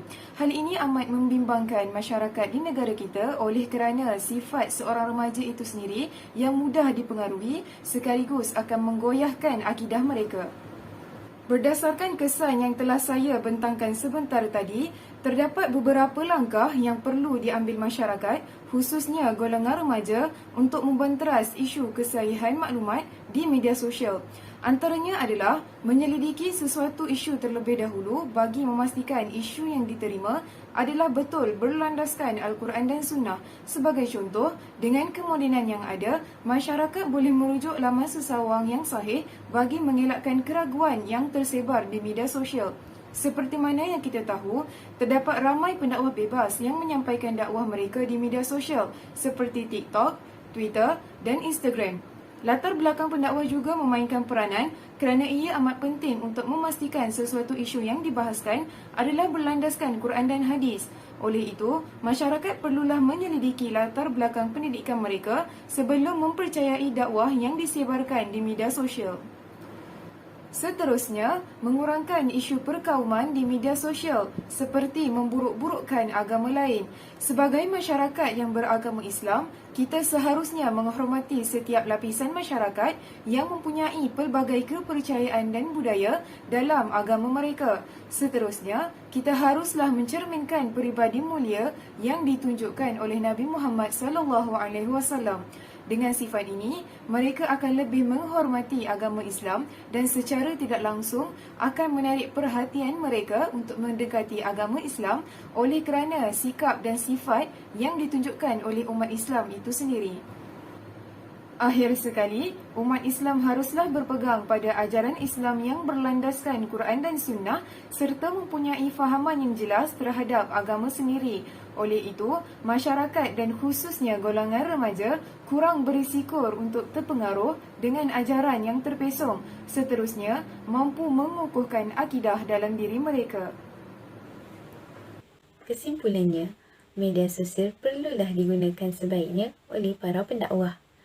Hal ini kerana ia merupakan satu peluang untuk mereka menyampaikan mesej dakwah kepada masyarakat, khususnya golongan remaja. Keupayaan menyampaikan mesej di media sosial menjangkau sebanyak ribuan, malah jutaan penonton dan pembaca dalam satu masa. Hal ini memperlihatkan bahawa ia merupakan satu perantara yang perlu dimanfaatkan sepenuhnya oleh pendakwah. Namun begitu, kerjasama antara semua pihak amat diperlukan untuk mengatasi masalah yang mendatang seperti isu kesahihan maklumat. Antara pihak yang bertanggungjawab ialah termasuk orang awam, pihak berkuasa agama dan agensi persekutuan. Hal ini bertujuan untuk mencegah daripada isu penyebaran maklumat palsu dan isu penyebaran maklumat yang bercanggah dengan ajaran Islam. Menurut agama Islam, umat Islam diajarkan untuk menerapkan konsep amar ma'ruf nahi munkar, iaitu melakukan apa yang telah disuruh dan meninggalkan apa yang telah dilarang oleh Allah dan Rasul SAW. Oleh itu, kita perlulah menggunakan kelebihan yang ada dengan baik seperti media sosial. Sekiranya kita menggunakan ia dengan baik, maka ia juga akan memberikan kesan yang positif kepada diri kita serta masyarakat, umat Islam dan generasi yang akan datang. Seperti sabda Rasulullah SAW, setiap amal itu bergantung kepada niat. Dan setiap orang itu akan mendapatkan apa yang telah diniatkan. Riwayat Bukhari dan Muslim.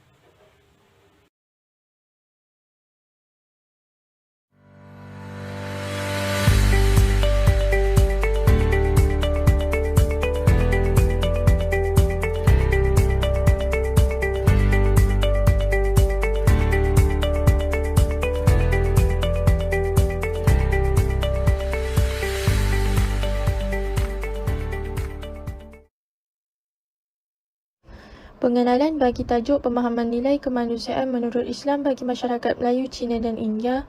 Semua agama memberi pelbagai pengajaran terhadap soal moral, akhlak dan kemanusiaan serta pemeliharaan alam. Penghayatan nilai-nilai murni terkandung di dalam setiap ajaran agama yang wujud di dunia masyarakat terdiri daripada pelbagai budaya dan agama. Sudah seharusnya mempunyai nilai murni yang tinggi. Di zaman teknologi ini, ketamadunan manusia adalah merupakan suatu keadaan yang sangat penting dalam sesebuah kehidupan. Kemajuan sesuatu bangsa dan negara bergantung kepada keutuhan tamadun itu sendiri. Tamadun bangsa dilihat dari segi nilai kemanusiaan dan nilai murni, di mana nilai ini adalah nilai semula jadi yang ada dalam diri. Ia menunjukkan betapa pentingnya nilai kemanusiaan itu sendiri. Seterusnya, saya akan menerangkan sedikit tentang objektif kajian kami. Objektif yang pertama adalah untuk mengkaji kefahaman masyarakat berbilang bangsa mengenai nilai kemanusiaan menurut Islam. Objektif yang kedua adalah untuk mengenal pasti kesan terhadap seseorang yang tidak menerapkan nilai kemanusiaan dalam diri. Yang ketiga adalah untuk menganalisis keberkesanan nilai kemanusiaan dalam diri masyarakat berbilang bangsa. Bagi permasalahan kajian pula, terdapat 3 permasalahan. Permasalahan yang pertama adalah isu pembulian. Seperti contoh, kes pembunuhan Zulfarhan yang asalnya dikaitkan dengan kes buli namun berakhir dengan kes pembunuhan. Permasalahan yang kedua adalah isu pembuangan bayi. Siasatan Seksual Penderaan Kanak-kanak PDRM merekodkan sebanyak 577 kes pembuangan bayi dan janin antara Januari 2014 sehingga Disember 2018.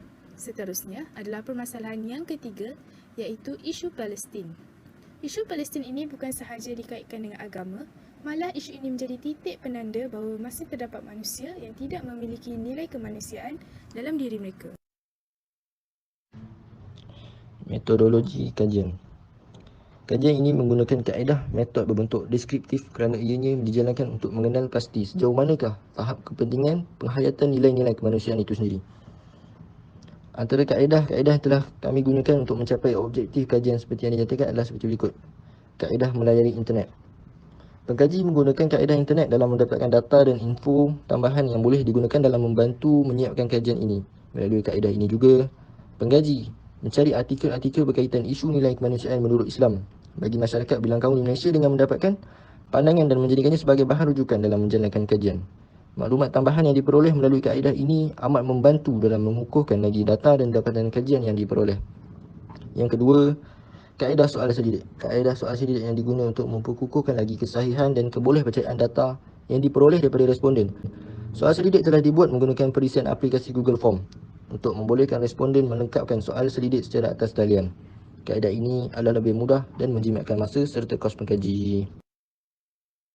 Di skop kajian pula, kajian ini tertumpu kepada pemahaman nilai kemanusiaan menurut Islam bagi masyarakat Melayu, Cina dan India.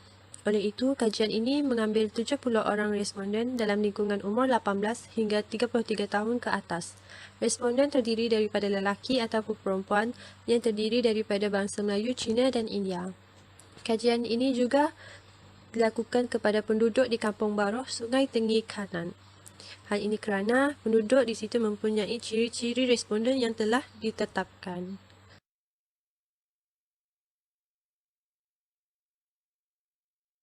Seterusnya, demografi responden. Kami telah mengedarkan soal selidik ini melalui Google Form dan jumlah yang telah dikumpulkan adalah seramai 70 orang responden iaitu 50 orang perempuan dan 20 orang lelaki. Mereka juga terdiri daripada berlainan bangsa iaitu 45 orang berbangsa Melayu, 15 orang berbangsa Cina dan 10 orang berbangsa India. Seterusnya, kita teruskan pula kepada kefahaman masyarakat tentang nilai kemanusiaan menurut Islam. Salah satu soalan yang kami berikan pada responden ialah apa pendapat mereka tentang nilai kemanusiaan menurut Islam. Berdasarkan jawapan yang telah kami kumpulkan, majoriti menjawab nilai kemanusiaan ini merupakan nilai-nilai murni yang setiap orang perlu ada dalam diri. Antara contoh nilai kemanusiaan yang mereka berikan adalah mempunyai rasa empati terhadap manusia, berhati perut, tolong menolong antara satu sama lain dan tidak mementingkan diri apabila diperlukan. Antara isu bagi permasalahan kajian ini adalah isu buli. Buli adalah perbuatan mendera, mempermainkan seseorang sehingga boleh memberikan kesan buruk kepada fizikal dan mental seseorang. Antara kesan dan faktor yang boleh menyebabkan isu ini berlaku adalah disebabkan oleh pengaruh rakan sebaya, pengaruh media massa dan pengaruh persekitaran. Disebabkan tiga faktor ini, ia memberi kesan buruk kepada individu yang terlibat dalam perbuatan membuli dan individu yang dibuli. Oleh itu, terdapat beberapa cadangan ataupun implikasi yang boleh dilakukan untuk mencegah dan mengurangkan isu buli ini. Antaranya ialah dengan melaksanakan penguatkuasaan undang-undang dan peranan media massa. Isu yang kedua, isu pembuangan bayi. Bak kata patah, bagai mencurah air ke daun keladi. Sikap remaja zaman sekarang yang mengambil remeh dalam isu pembuangan bayi kini semakin berleluasa. Mereka tidak menghiraukan akibat dan keburukan jika sudah terlanjur dan akhirnya membuang nyawa insan yang tidak berdosa. Sebagai contoh, jika seorang remaja itu telah mengandungkan anak nikah, besar kemungkinan baginya untuk menggugurkan atau membuang bayi itu setelah tiba waktu untuk dilahirkan. Oleh sebab itu, kadar peratusan pembuangan bayi di negara ini semakin meningkat sahabat tahun. Allah Rabbi, sudah terang lagi bersuluh. Jika seseorang itu terlalu leka dan lalai melakukan maksiat akan menyebabkan kepada berlakunya perkara terkutuk ini. Kita boleh lihat di sini antara faktor-faktor yang berlaku adalah kurangnya didikan agama. Apabila kurangnya didikan agama dan iman dalam diri seorang umat Islam, remaja yang lemah pegang agama tidak akan ragu-ragu untuk membuang atau membunuh zuriat kerana malu dan rasa tidak bertanggungjawab atas zuriatnya setelah melakukan penzinaan.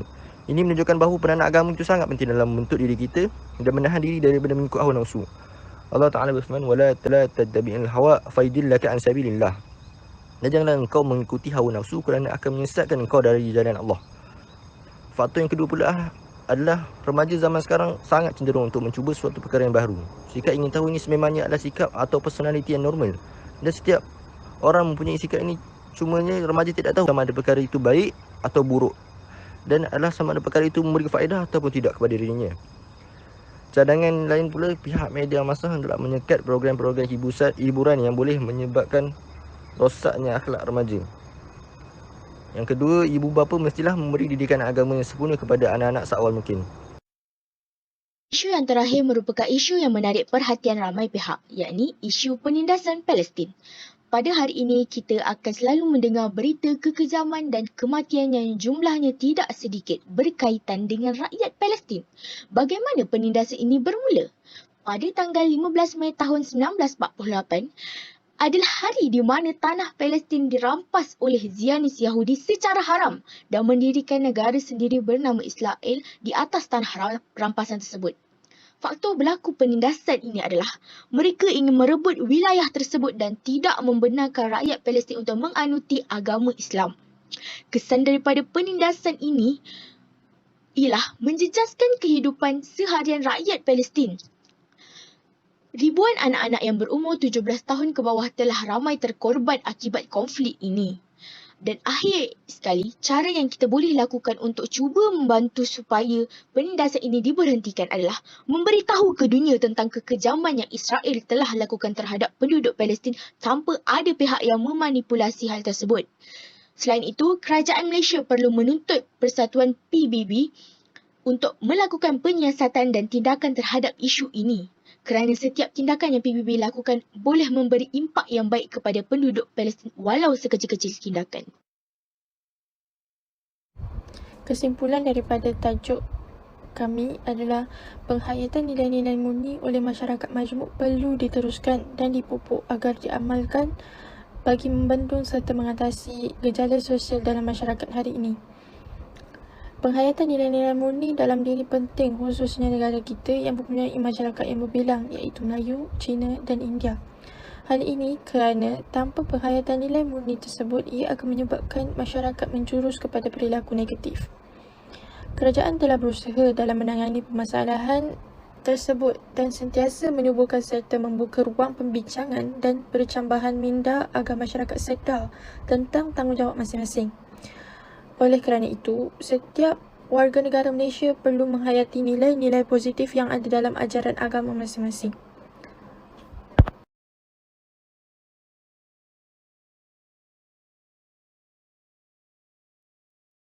Bismillahirrahmanirrahim. Assalamualaikum warahmatullahi wabarakatuh. InsyaAllah, saya dan rakan-rakan dari kumpulan 9 akan membentangkan hasil kerja kajian kami yang bertajuk Cabaran Dunia Cyber dalam Pembentukan Akhlak Remaja.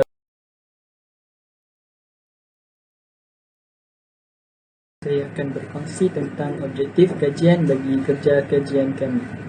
Objektif kajian yang pertama ialah untuk menghuraikan maksud dunia cyber secara lebih terperinci.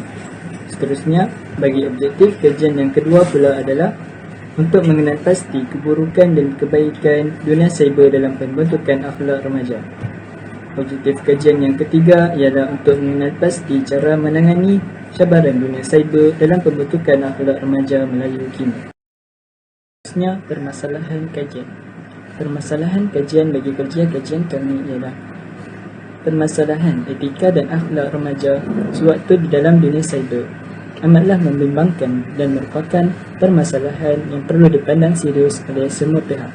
Hal ini kerana dalam proses pembangunan dan pemodenan sesebuah negara, remaja adalah tonggak yang amat penting. Masyarakat kita juga seharusnya sudah pun mempunyai pola pemikiran yang lebih matang. Perkara ini dapat dibuktikan dengan jelas malah boleh dilihat di dalam sosial media remaja kita. Ramai yang mengikuti berbagai trend tarian. Lebih menyedihkan lagi, ramai pula golongan remaja kita yang menyokong dan memberikan komen-komen yang tidak sepatutnya di dalam sosial tersebut. Tidak kira jantina lelaki maupun perempuan. Yang kedua, semua maklumat dapat diakses dan dijumpai hasil dari pencarian kita di alam cyber ini. Tidak kira maklumat tersebut dapat memberi faedah ataupun maklumat yang tidak berfaedah. Selain itu, kesahihan sesuatu maklumat amatlah penting untuk diketahui bagi setiap individu yang beretika sebelum menyebarkannya, dan itu merupakan tanggungjawab yang amat penting. Permasalahan kajian yang ketiga ialah isu akhlak remaja dalam dunia cyber ini perlu dikaji kerana sebahagian besar jumlah remaja terlibat dengan penggunaan cyber ini. Mereka dengan mudahnya akan terpengaruh dan terdedah secara langsung ataupun tidak langsung di dalam pelbagai aktiviti yang tidak memberikan apa-apa kebaikan kepada diri mereka. Lokasi kajian. Baiklah, seperti yang dapat kita lihat, berikut merupakan peta di kawasan Malaysia yang mana ia adalah merupakan lokasi kajian kami bagi menjalankan kajian mengenai isu etika cabaran dunia cyber terhadap pembentukan akhlak remaja Melayu kini, di mana kami telah mengutarakan dan menyediakan beberapa soalan di dalam soal selidik melalui Google Form. Jadi, organisasi yang terlibat bagi menjawab soal selidik kami bagi meneruskan kajian ini adalah daripada golongan remaja yang berbangsa Melayu yang berusia sekitar 13 tahun sehingga 25 tahun. Dapati juga bahawa responden adalah dominannya daripada pelajar universiti yang telah menjawab soal selidik kami. Tambah pula, melalui jawapan yang diberikan oleh mereka, kami dapat menganalisis sejauh mana pengetahuan mereka terhadap isu etika cabaran dunia cyber dalam pembentukan akhlak remaja Melayu kini. Skop kajian. Melalui skop kajian yang dijalankan adalah untuk menganalisis isu etika cabaran dunia cyber dalam pembentukan akhlak remaja Melayu kini, di mana skop kajian ini tertumpu kepada pengenalan dunia cyber, kesan dan impak positif serta negatif terhadap remaja dalam penggunaan dunia cyber serta cara menanganinya. Hal ini menjerumus pada golongan remaja kerana golongan remaja merupakan antara pengguna media sosial yang teramai pada abad ini. Oleh hal yang demikian, skop kajian ini merangkumi beberapa kaedah atau metodologi kajian bagi mengenal pasti objektif kajian yang telah dibincangkan berkenaan isu cabaran ini. Antara kaedah yang dijalankan adalah dengan menggunakan soal selidik di Google Form, melalui pembacaan jurnal akademik dalam laman sesawang serta merujuk pada kajian-kajian yang lepas di Google Scholar. Melalui kajian soal selidik yang dijalankan adalah merupakan salah satu alternatif yang diberikan kepada responden untuk mengumpul maklumat serta data bagi mengkaji isu ini. Bukan itu saja, kajian ini dijalankan kepada mereka yang berumur sekitar 13 tahun sehingga 25 tahun kerana didapati di peringkat usia ini kebanyakan remaja mudah terpengaruh serta terjebak di dalam media sosial, sama ada mereka terikut-ikut dengan trend terkini atau terjebak dengan salah laku jenayah cyber di dalam media sosial. Kajian literatur, isu etika cabaran dunia cyber dalam pembentukan akhlak masyarakat Melayu. Semasa kami menjalankan kajian ini, kami telah melihat beberapa kajian yang lepas, antaranya kajian Cik Puan Hanani 2015.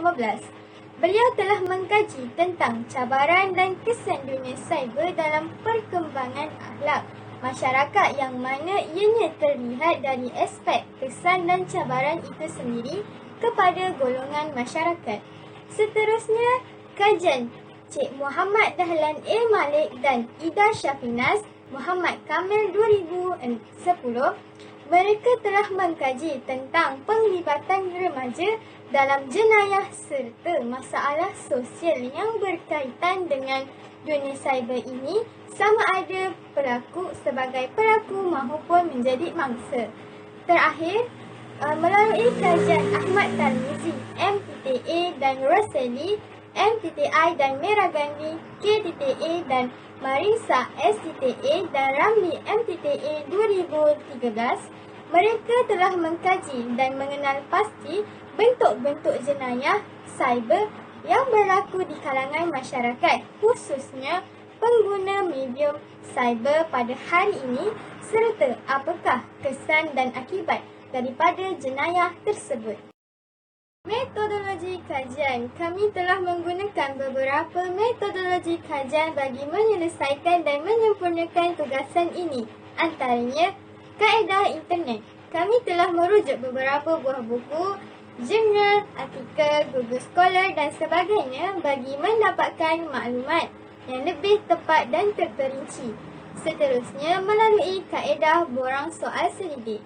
Kami telah menyediakan borang soal selidik melalui Google Form, yang mana ianya terdiri daripada 15 soalan yang berkaitan tentang isu etika cabaran dunia cyber dalam pembentukan akhlak masyarakat Melayu. Seramai 80 orang responden yang berusia dalam lingkungan 13 hingga 25 tahun telah menjawab Google Form tersebut. Kajian kami bertajuk Cabaran Dunia Cyber dalam Pembentukan Akhlak Remaja Melayu. Latar belakang. Menurut Pusat Strategik dan Pembelajaran Antarabangsa, jenayah cyber ialah perbuatan atau tindakan yang menggunakan peranti elektronik seperti komputer, gadget dengan sambungan internet untuk menjalankan kegiatan pemalsuan, pencurian data, penyebaran virus, penggodaman dan pengitipan yang menyalahi undang-undang. Melalui gadget, pengguna boleh memberikan persepsi antara satu sama lain tanpa perlu bersangka. Kajian mendapati 44% kanak-kanak dan golongan muda menghabiskan masa lebih daripada 180 minit sehari di media sosial berbanding golongan yang lain. Jenayah cyber yang melibatkan kes jenayah cyber ialah pembulian, penipuan, perjudian, pornografi dan sebagainya. Seterusnya, kesan, impak dan faktor. Kesan yang jelas daripada jenayah media cyber ialah dapat merosakkan reputasi diri, keluarga dan masyarakat. Kes ini berpunca daripada seseorang yang menggunakan media cyber secara tidak berhemah dan tidak bermoral seperti pembuli media cyber menggunakan kuasa mereka sebagai pengguna secara sambil lewa, yang mana mereka secara suka-suka membuli atau menggodam media cyber yang mereka inginkan. Pengguna tersebut berani melakukannya kerana tidak dilihat oleh sesiapa dan pencerobos sukar dikesan kerana jenayah tersebut dilakukan di alam cyber. Kesannya, jenayah cyber sukar diberhentikan dan sukar dikawal kerana penjenayah seronok melakukan jenayah. Kesan kepada mangsa, memberi trauma dan rasa takut kerana mereka merasa diperhatikan oleh penjenayah. Akhir sekali, cadangan atau implikasi. Pendekatan yang boleh dilakukan oleh para remaja ialah mereka harus mengambil inisiatif supaya peduli tentang penggunaan cyber. Mereka haruslah menanamkan sifat peka terhadap penggunaan media cyber secara cermat agar tidak merosakkan diri sendiri dan memudaratkan orang lain. Yang kedua, ibu bapa juga haruslah memainkan peranan bagi menangani kes jenayah cyber. Ibu bapa dapat memberi pendedahan kepada anak-anak mereka supaya tidak terjebak dalam jenayah. Juga digalakkan untuk memberi peringatan tentang bahayanya dunia cyber. Akhir sekali, penguatkuasaan undang-undang. Hukuman haruslah dititikberatkan bagi kes jenayah cyber. Hukuman yang telah digubal mengikut Seksyen 233 Akta Komunikasi dan Multimedia AKM 1998 yang memperuntukkan denda maksimum RM50,000 atau penjara setahun. Seterusnya, kesimpulan. Kesimpulan yang dapat kami simpulkan daripada hasil kerja kajian kami ialah dapat kita fahami bahawa kemudahan alam cyber ini mempunyai kebaikan dan keburukannya yang tersendiri bergantung kepada sikap pengguna dan cara penggunaannya. Oleh itu, etika ketika menggunakan alam cyber ini perlulah dititik beratkan supaya tidak timbul kesan-kesan negatif terhadap diri, masyarakat maupun negara. Oleh itu, kita sebaiknya menggunakan kemudahan ini dengan bijak supaya dapat mendatangkan manfaat kepada orang lain. Akhir sekali, harapan supaya masyarakat di negara kita dapat terus menggunakan kemudahan alam cyber ini, terutamanya kepada golongan remaja yang masih mempunyai banyak idea-idea yang kreatif demi terus mengharumkan nama negara kita.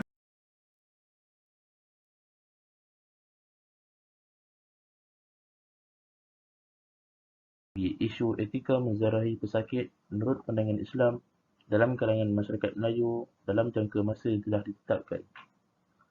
Terlebih dahulu, jutaan terima kasih diucapkan kepada pensyarah mata pelajaran Penghayatan Etika dan Peradaban kami, iaitu Puan Kharijah binti Muda, kerana beliau telah banyak mengajar dan membantu kami dalam menjalankan tugasan ini dan telah berusaha memastikan agar segala penyampaian pengajarannya difahami oleh kami.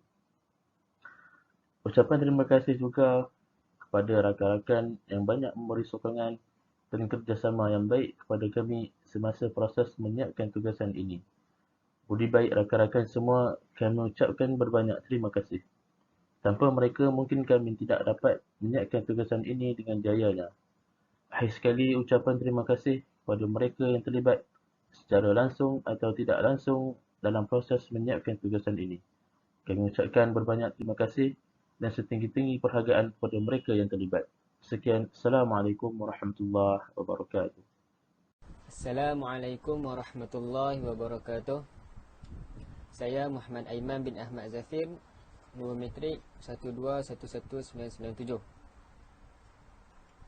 Pengenalan etika menziarahi menurut pandangan Islam. Ziarah merupakan salah satu usaha berterusan untuk menjaga hubungan silaturahim dan mengukuhkan tali persaudaraan dalam kalangan ahli keluarga, jiran dan sahabat handai. Kajian ini membincangkan kepentingan etika atau adab ziarah menziarahi menurut Islam sebagai salah satu perbuatan yang dituntut dalam Islam untuk mengeratkan hubungan persaudaraan atau hubungan silaturahim antara satu sama lain. Kajian-kajian dalam aspek ini menyatakan kepentingan setiap insan untuk menjaga etika atau adab ketika menziarahi orang lain seperti mana yang telah diajarkan dalam agama Islam. Etika ziarah menziarahi sangat ditekankan dalam Islam supaya orang Islam dipandang dengan pandangan yang mulia dari segi adab dan budi pekertinya oleh orang bukan Islam. Kajian mendapati bahawa masyarakat sekarang sudah kurang mengamalkan etika atau adab-adab yang telah diajarkan oleh Islam. Selain itu, kajian ini juga bertujuan untuk menggalakkan lagi atau menyebarkan lagi ajaran dan garis panduan yang telah diajarkan dalam Islam mengenai etika ketika ziarah menziarahi antara satu sama lain. Ziarah antara amalan yang ditekan adab-adab semasa melakukannya. Hal ini bertujuan untuk mewujudkan keselamatan, ketenangan dan kesejahteraan hidup di dunia dan di akhirat, berikutan daripada budaya ziarah yang dipraktikkan berkaitan moral, kebendaan dan kerohanian. Islam sangat mengambil berat tentang kepentingan mengeratkan hubungan tali persaudaraan atau silaturahim sesama Muslim. Salah satu cara yang dianjurkan oleh Islam untuk mengeratkan hubungan silaturahim ialah ziarah menziarahi. Antara adab-adab ziarah ialah hendaklah tujuan melakukan ziarah itu ikhlas kerana Allah Subhanahu Wa Taala dan dengan niat yang baik kerana rasa kasih dan sayang, persaudaraan, tanggungjawab dan sebagainya. Saya Nur Aina Syukrina binti Zahid, nombor matrik 1211999. Objektif kajian kami adalah yang pertama, untuk membincangkan adab ziarah menziarahi menurut pandangan Islam. Yang kedua, untuk mengkaji sejauh manakah adab menziarahi pesakit dipraktikkan dalam masyarakat Melayu zaman kini. Dan yang terakhir, bagi objektif kajian kami ini adalah untuk memberi pendedahan tentang pentingnya adab semasa menziarahi pesakit. Permasalahan kajian. Permasalahan kajian ini haruslah dikaji kerana ia membawa kepada keruntuhan akhlak dalam kalangan masyarakat. Hal ini dapat dibuktikan apabila ada segelintir masyarakat Islam di Malaysia yang mengunjungi pesakit terlalu lama sehinggakan mengganggu masa rehat pesakit. Kebanyakan situasi ini kerap berlaku kepada pesakit yang berada di rumah berbanding dengan pesakit yang berada di hospital. Ini kerana di hospital mempunyai tempoh melawat yang telah ditetapkan dan berbeza dengan di rumah. Untuk mengelakkan daripada berlaku, setiap masyarakat perlulah tahu tanggungjawab masing-masing dengan memberitahu kehadiran kita kepada ahli keluarga atau waris pesakit tersebut. Selain itu, kebanyakan masyarakat Malaysia kurang menjaga tata tertib anak-anak semasa menziarahi pesakit. Ini dibuktikan apabila ibu bapa hanya melihat anak-anak mereka berlari dan membuat bising. Dan ada juga di kalangan mereka yang memakan makanan pesakit. Sebagai ibu bapa, mereka lebih mengenali anak mereka sama ada mereka jenis yang suka menjerit, bergaduh dan sebagainya. Oleh itu, elakkan membawa anak-anak ke hospital untuk mengelakkan masalah berlaku. Di samping itu, kenapa isu etika ini perlu dikaji kerana ada segelintir masyarakat yang bercakap kurang sopan dan mengeluarkan kata-kata yang menyinggung perasaan pesakit semasa mengunjungi mereka. Sebagai contoh, ada yang menakutkan pesakit dengan menceritakan tentang kematian dan sebagainya. Sebagai rakyat Malaysia yang beragama Islam, Islam telah mengajarkan kita akhlak-akhlak yang baik dan di antaranya ialah bercakap dengan lemah lembut dan sopan. Tambahan lagi, elakkan daripada menceritakan keburukan dan aib pesakit kepada orang lain. Sentiasa menjaga tata tertib tidak kira di mana kita berada. Lokasi kajian. Kajian berkaitan etika ketika menziarahi. Kajian berkaitan etika menziarahi dilakukan dalam kalangan pelajar-pelajar USIM di mana kajian yang dijalankan dengan menggunakan soal selidik diberikan kepada responden yang belajar di USIM dalam lingkungan umur 18 hingga 30 tahun. Bismillahirrahmanirrahim. Skop kajian. Kajian ini penting untuk dilakukan supaya kajian ini tidak menyimpang jauh daripada permasalahan yang dikaji. Kajian ini hanya tertumpu pada isu etika menziarahi pesakit menurut pandangan Islam dalam masyarakat Melayu. Selain itu, bagi mencapai objektif kajian seperti yang dinyatakan di atas, hanya 3 kaedah kajian yang telah digunakan, iaitu melalui Google Form, pembacaan artikel dan kaedah internet. Bagi kaedah soal selidik, kajian ini hanya mengambil 59 orang responden dan 18 hingga 32 tahun sahaja. Hal ini kerana golongan masyarakat dalam lingkungan umur tersebut amat sesuai untuk diberi soal selidik kerana golongan ini boleh dikatakan sering melakukan amalan ziarah menziarahi antara masyarakat. Tempoh kajian pula hanya dilaksanakan selama 1 minggu sahaja. Samping itu, kajian ini hanya memberi fokus kepada 3 kaedah, iaitu melalui Google Form, pembacaan artikel dan juga kaedah internet sahaja. Hal ini kerana kekangan pergerakan dalam keadaan pandemik COVID-19 yang berlaku pada masa kini dan juga kes yang semakin meningkat telah menyebabkan kami memilih untuk melakukan 3 kaedah ini sahaja demi menjaga keselamatan diri dan orang lain agar tidak terkena virus sewaktu proses pengumpulan data untuk membuat kajian ini dilaksanakan. Assalamualaikum warahmatullahi wabarakatuh. Nama saya Nurul Nabila binti Ahmad Nizam. Nombor matrik 1212001. Saya daripada kumpulan 10.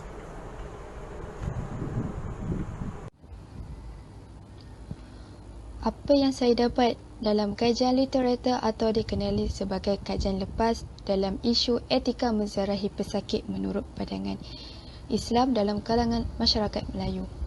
Di dalam kajian ini, saya telah mendapat beberapa maklumat penting daripada pengkaji-pengkaji isu ini. Antaranya menurut Muhammad Sharif Mustafa dalam kajian beliau pada tahun 1998. Beliau mengatakan kita digalakkan menziarahi pesakit dengan mencontohi cara Rasulullah SAW yang berhadapan dengan orang sakit. Ini akan menunjukkan hubungan silaturahim yang mesra. Selain itu, menurut Frankel and David dalam kajian beliau pada tahun 1989, beliau mengatakan bahawa golongan dewasa perlulah mengurangkan masa aktiviti harian mereka dengan membantu dan menziarahi ibu bapa mereka yang telah uzur. Tambahan pula, menurut Dr. Suzanna Ahmad Mustahman dalam kajian beliau pada tahun 2019, beliau mengatakan bahawa kita perlulah mengetahui etika dan adab menziarahi dengan cara memberitahu kedatangan kita dengan lebih awal. Seterusnya, menurut Nurul Fatihah pada kajiannya tahun 2020, beliau mengatakan bahawa semasa menziarahi pesakit, kita digalakkan menggunakan ucapan yang baik supaya ia dapat menyenangkan hati pesakit. Saya Ilham Akhtar binti Kamalul Azmi, nombor matrik 1212000. Metodologi kajian. Metodologi kajian adalah bertujuan untuk melihat sejauh manakah tahap kesedaran masyarakat tentang etika dalam menziarahi pesakit menggunakan kaedah merancang, mengumpulkan dan menganalisis data.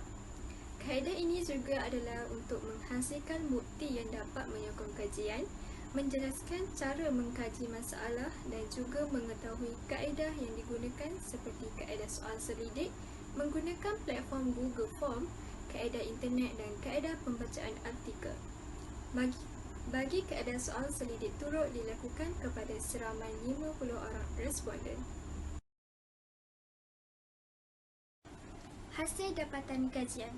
Berikut adalah hasil dapatan kajian yang telah kami dapati.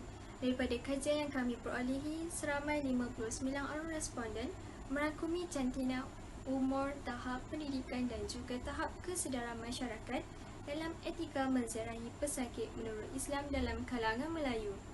Berdasarkan hasil kajian, seramai 45 orang responden adalah perempuan, manakala 13 orang responden adalah lelaki. Ini menunjukkan majoriti yang terlibat dalam kajian ini adalah perempuan. Dalam pada itu, kebanyakan umur responden yang telah terlibat dalam soal selidik ini ialah berumur lingkungan 18 hingga 22 tahun, iaitu seramai 54 orang. Bagi tahap pendidikan pula mewakili 49 orang responden yang berperingkat ijazah yang telah terlibat dalam kajian soal selidik tersebut.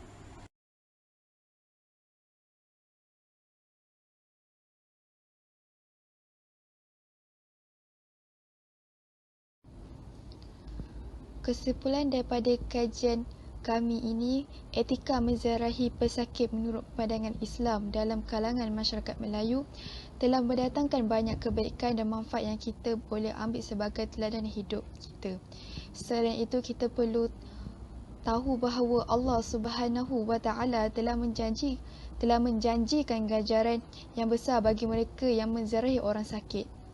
Harapan kami sebagai pengkaji isu ini, semoga masyarakat Melayu sentiasa mengamalkan etika menziarahi pesakit sepanjang hayat mereka dan juga sentiasa menerapkan ajaran Islam dan menziarahi pesakit itu. Selain itu, semoga masyarakat Melayu jadikan etika menziarahi pesakit ini sebagai budaya kita sendiri kerana ia mencerminkan perpaduan Islam. Sekian.